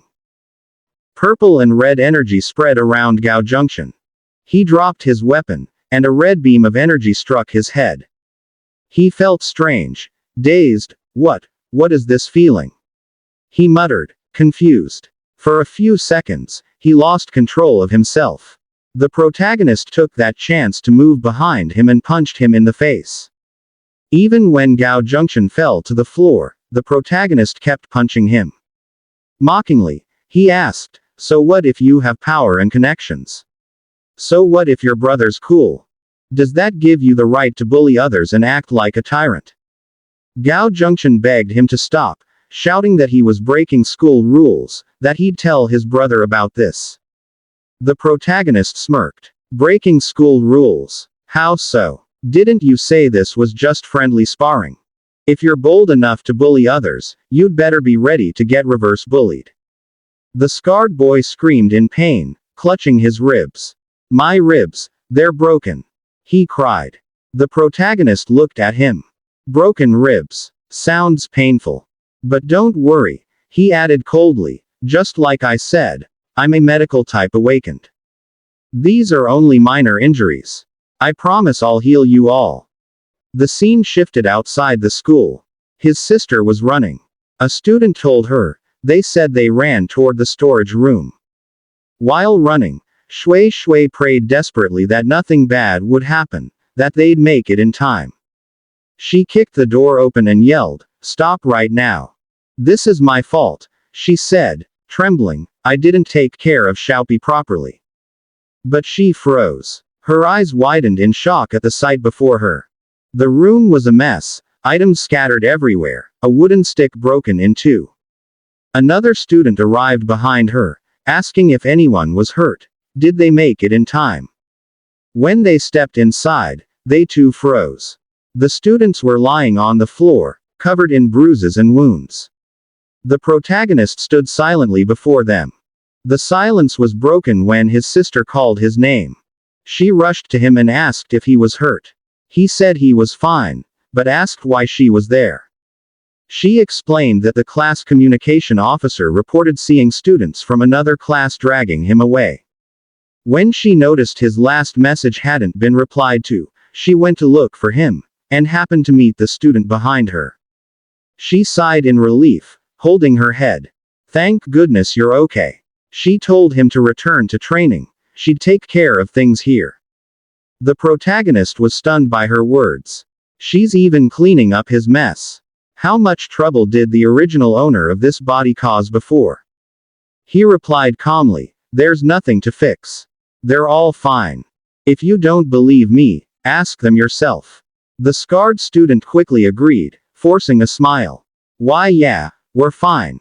We were just sparring. He even laughed. Arrogantly, the protagonist told his sister, see, I can handle my own problems. But in the scarred boy's mind, he was terrified. After being beaten half to death, they were healed, over and over again. No one could endure such torture. No wonder everyone said, never fight a medical type. They're real demons. Hours later, inside the school, Gao Junction could be heard crying as he called out for his brother. Shaking, he showed his broken wooden sword and complained, that guy's insane. His blessing skill must be poisonous or something. He even broke the sword you gave me. Please, avenge me. His brother turned to him, serious and calm. That's enough. I've heard enough, he said firmly. Focus on your training. Get a good rank at the showcase. Don't disappoint our mother. It's just a wooden sword. I'll get you a new one later. Gao Junction teared up and thanked his brother sincerely. His brother smiled gently. What are you talking about? You're my most precious little brother. Happily, Gao Junction said goodbye and ran off to start his training. His brother nodded, then looked out the window. He remembered. Jiang Xiao was Shui Shui's useless little brother. That night, the scene shifted to a popular diner.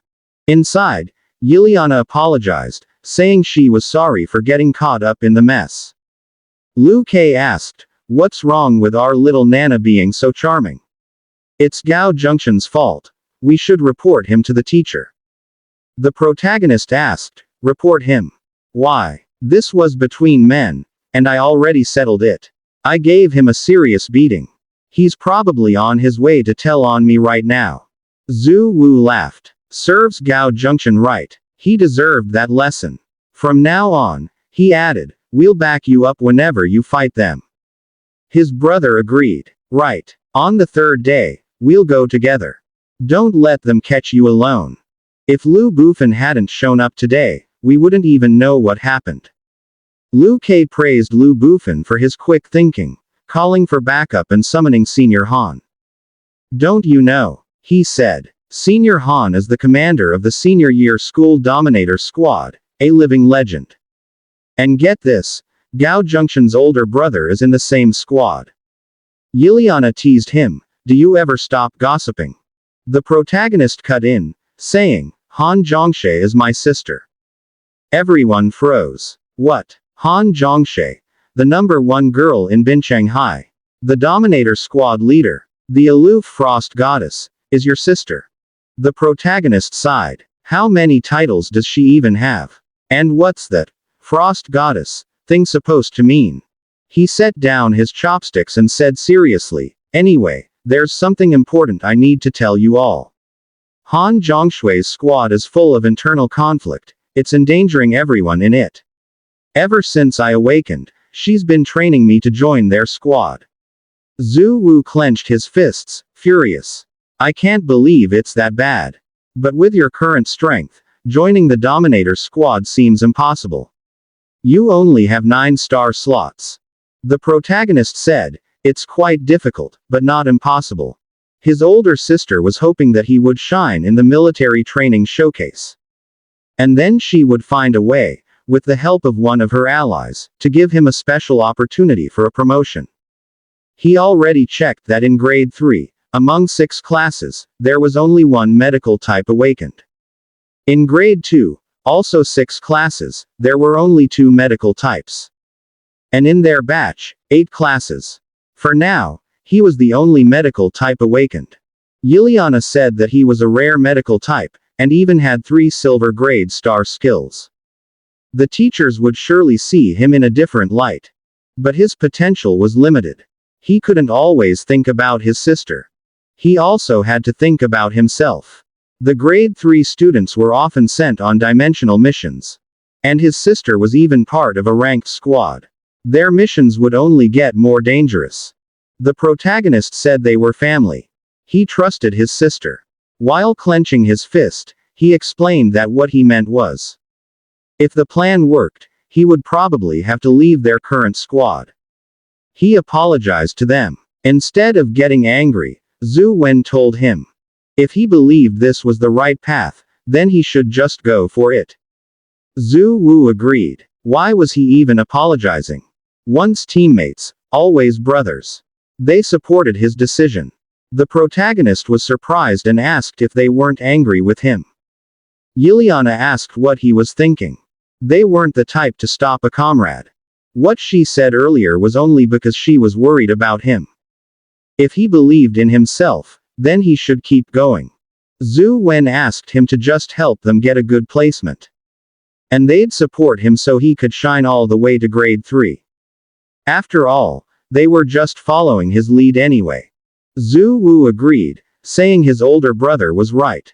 Without him, if it were only Zhu Wu and Liu Kei, who knew if they'd have come this far? Meanwhile, Liu Kei was crying while eating, feeling sad because it was rare to find such a strong medical type teammate. Liliana teased him, saying he was just sad because he wouldn't be a substitute anymore.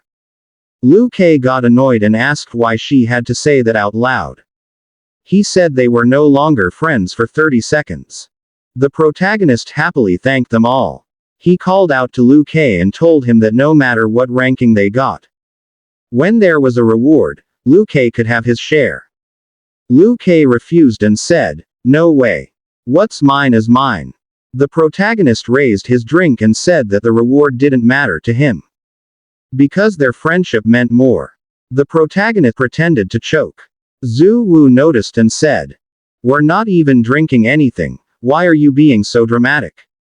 He said he was really cheesy, he should just eat instead. 3 days later, many students were there to watch the upcoming battle. One girl was excited because she saw many cute boys among the freshmen this year. She was holding her phone, recording a live video. Many of the commentators were getting impatient and complained that she was blocking the view. She apologized and said, "Hold on, I'll fix the feed." She realized there didn't seem to be anything impressive about this year's freshmen. But since they just enrolled, you couldn't really expect much yet. This girl was Su Ru, a grade 3 student. Hobby: documenting daily life. A guy beside her suddenly shouted in surprise, along with the other students. So she immediately turned to where they were pointing. One participant had fallen in the middle of the battle. His body full of bruises and wounds, surrounded by fading lightning. He glared at his opponent in anger and sighed. His opponent was Gao Junken's group. He pointed his sword at him, surrounded by blue lightning from his pearl. Before he could attack, the defeated boy's teammate shouted that they surrendered. Gao Junken looked disappointed and said, "How boring." The announcer declared that Grade 1, Class 1, won.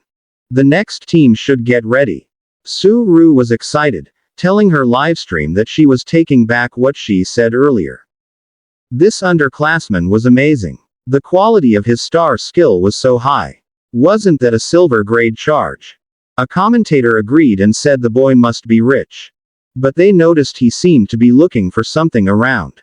When he finally saw what he was looking for, he shouted the protagonist's name and told him to wait. All the students were shocked.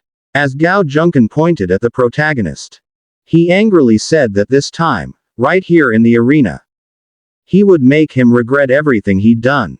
Su Ru tried to find who he was pointing at and asked what was going on. Meanwhile, not far away, Junken's older brother said to Shui Shui with a grin. "It seems your brother and mine are having a little conflict. The next match would be between them. Squad battles were different from one-on-one. If necessary, he said he would stop Junken. He added that kids just love to cause trouble." Shui Shui looked at him seriously and told him to stop talking. He raised his hands and backed away a bit, agreeing to her request. Then he explained that he was just worried for his brother. If she didn't want to hear it, he'd keep quiet. Their conversation was interrupted when Xia Yan suddenly appeared behind them, brushing past him and sitting next to Shui Shui. Smiling, she asked, "Has the Grade 1 finals started? Where's Xiaopi? After Xiaopi's match, it'll be the Grade 3 finals, right?" Shui Shui cheerfully answered yes, while Junken's brother looked irritated at Xia Yan. Meanwhile, Su Ru continued her livestream with her phone. She remembered that Jiang Xiao was from Grade 1, Class 2's team. She closed her eyes, recalling each battle where the protagonist participated. From the first match, he had mostly just watched and done nothing. Same with the second and third matches. She thought. In the earlier battles, he seemed to just hang back and win without doing anything. The twin brothers were the ones really fighting. A strategy of winning without doing anything. As Zhu Wu cracked his knuckles, he said, "After this match, when the Grade 3 finals are done, we can vote their team out of the squad." Liu Kei asked if pretending to be weak would even work. The protagonist already beat Gao Junken. Surely his brother knows he's not someone easy to deal with. Yiliana grabbed a bottle of drink and said, "No matter how much Gao Junken exaggerates, in his brother's eyes, the protagonist might still look like a rookie. They only know he has a blessing star skill. But they don't know its true grade or his other star skills. So when the time comes, they'll attack unexpectedly and be caught off guard." Zhu Wen explained that based on Gao Junken's last performance, his overall strength wasn't bad. Maybe he underestimated him before. And that's why the protagonist gained an advantage. The protagonist said that the female assassin in his squad wouldn't be easy to deal with, since she was agile and skilled in ambushes. Nana, being a mage, would definitely be in danger. But she was also their strongest artillery cannon. When her explosive flame hit, she could erase enemies in a single blast. Yiliana looked worried and said, "The problem is, explosive flame takes time to charge and is easy to dodge. And in a group fight, it could even hit teammates when it explodes." The protagonist said, "If we can stop them from moving, it'll definitely hit. At the start of the battle, you should immediately begin charging the explosive flame. When they charge forward, hit the frontmost one marked with health boost." A moment later, the announcer stepped to the center, calling the representatives of Class 2 to prepare to enter the stage. They walked toward the stage, nervous but determined. The spectators were excited for the upcoming clash between the two groups. The referee then announced the next match. Grade 1, Class 1 vs. Grade 1, Class 2. Now, all participants, enter the stage. Meanwhile, at the top section of the audience, where the school officials were watching, a male official asked if that boy was the only medical type awakened in this year's batch of freshmen. What's his star map? He asked. The woman beside him, wearing glasses, replied. They said it looks like a spoon. You could also say it's shaped like a staff. This kid was accepted already possessing existing medical type star skills. This is actually my first time seeing him in person. The man was puzzled about the pre-existing medical type star skills and asked what his surname was. She replied, his surname is Jiang Xiao. He uses his mother's surname, and he's the younger brother of Han Zhongxie. The man was shocked and exclaimed, realizing that he was part of the Han family from the Pioneers' Corps. As expected, like tree, like fruit. Another brilliant seed from the Han family. A 1 in 100 medical type awakened. Quite difficult, but not impossible. I think this one has great potential. But the woman said that this boy was the complete opposite of Han Zhongxie in every aspect. Han Zhongxie was a once-in-a-generation genius with 30 star slots. Jiang Xiao was the same. Except for one thing. His total number of star slots was only 9. And he was the only one in the whole school with that number. The man was shocked to hear it, unable to believe that he had only 9 star slots. The officer couldn't believe it and asked the old woman how such a thing was possible.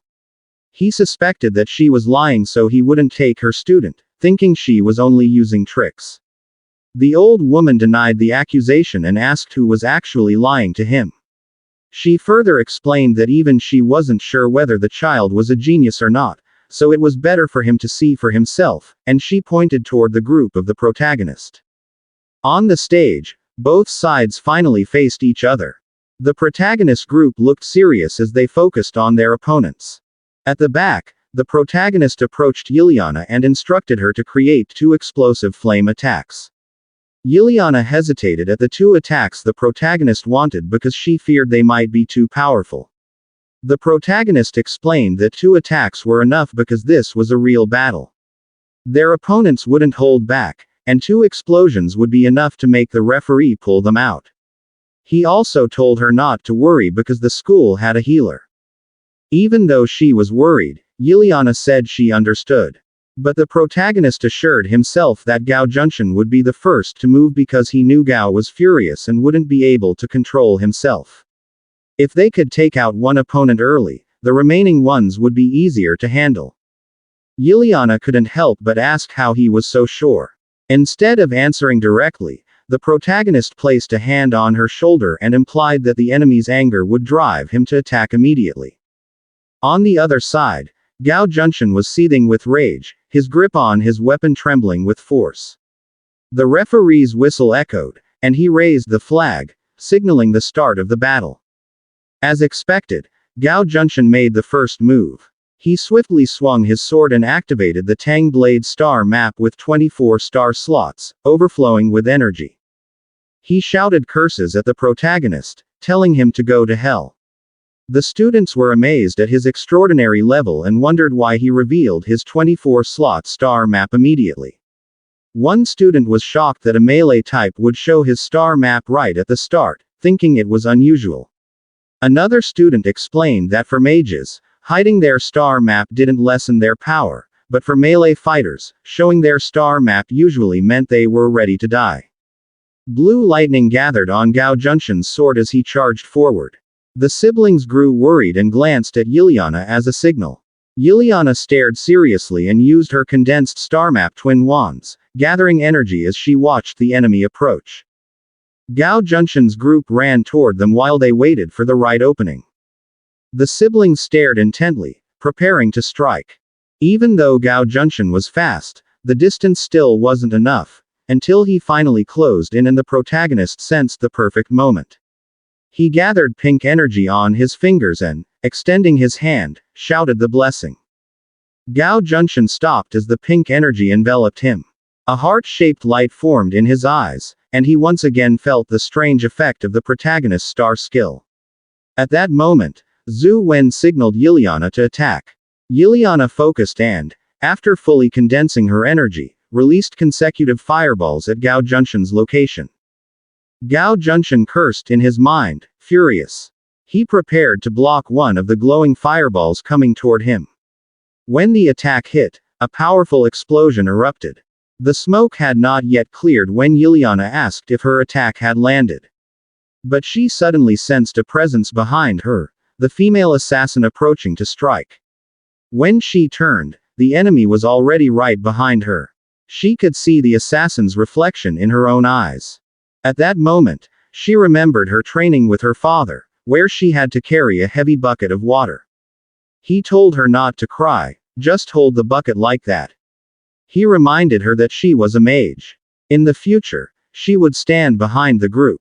Not only did she need to support her teammates, but she also needed to protect herself. If not, she would become a burden to the team, a weakness. Her lack of ability could lead to her teammates' deaths. Crying, Liliana agreed with her father. She snapped back to the present, the assassin closing in, reaching for her. The protagonist grew alarmed and shouted at Liliana. In that instant, her fear vanished, and she stared seriously at her opponent. She quickly spun her staff and, with her eyes closed, unleashed a fire attack through it. The protagonist was shocked, unable to believe what Liliana had done. Even the student spectators fell silent in surprise. The assassin staggered backward, filled with shock and disappointment. The protagonist smiled and told her she did well. He extended his hand and used the blessing again. It struck the female assassin, leaving her weakened, trembling, unable to stay still, and struggling to breathe. The protagonist decided it was the perfect moment for Liliana to unleash the two explosive flames.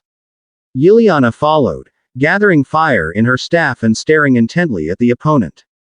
The assassin panicked, her eyes widening as sweat dripped down her face. Liliana quickly launched two fireballs. The assassin was shocked the moment she realized they were speeding toward her, and all she could do was brace to block them. A loud explosion followed, prompting the referee to raise the red flag and declare that Wu Jingying from Class 1 was no longer able to fight. As the smoke dissipated, the students saw her wounded and sitting on the ground. Many couldn't believe the staff could be used as a close-range weapon, nor the unique star skill of the protagonist, who was only a healer. Admiration grew for the impressive combination of a melee mage and a toxic priest. Meanwhile, Su Ru covered her mouth in disbelief. She believed that healing star types were extraordinary, but the protagonist's approach was completely different. She noticed the reactions of Gao Junshan and the female assassin after being struck by the protagonist's healing skill. They behaved strangely. Zhu Wu stood up and began laughing, thinking Liliana had taken the spotlight and he wouldn't allow that to happen completely.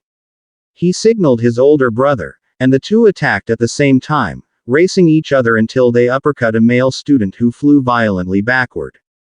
Gao Junshan ignored this. Instead, his gaze burned at the protagonist with overflowing hatred. He mocked the protagonist, telling him that if he had the guts, he shouldn't use his annoying star skill. But he was shocked when the protagonist suddenly rushed toward him and agreed to his condition. The protagonist even reminded him about the incident in the storage room where he defeated Gao without using any star map. Gao Junshan trembled in fear as the memory resurfaced. He was quickly struck by an uppercut, followed by an elbow to the chest and a powerful kick. His older brother shouted at the referee to stop the fight, but the referee said Gao hadn't lost his combat ability yet and could only stop if he surrendered. The protagonist grabbed Gao Junshan and asked if he would surrender. Instead of surrendering, Gao continued cursing and threatening that he would find a way to have the protagonist killed and that his brother wouldn't let this go. The protagonist mocked the so-called young master of the Gao family, wondering if empty threats were all he could offer. Blue energy gathered on his fist as he prepared himself. In the end, he said that if the opponent wouldn't surrender, then there was nothing more he could do, and he readied a powerful punch surrounded by blue light. The chapter ends here. Watch out for our upcoming uploads. Don't forget to like, share, subscribe, and click the notification bell so you'll always be updated on our future videos.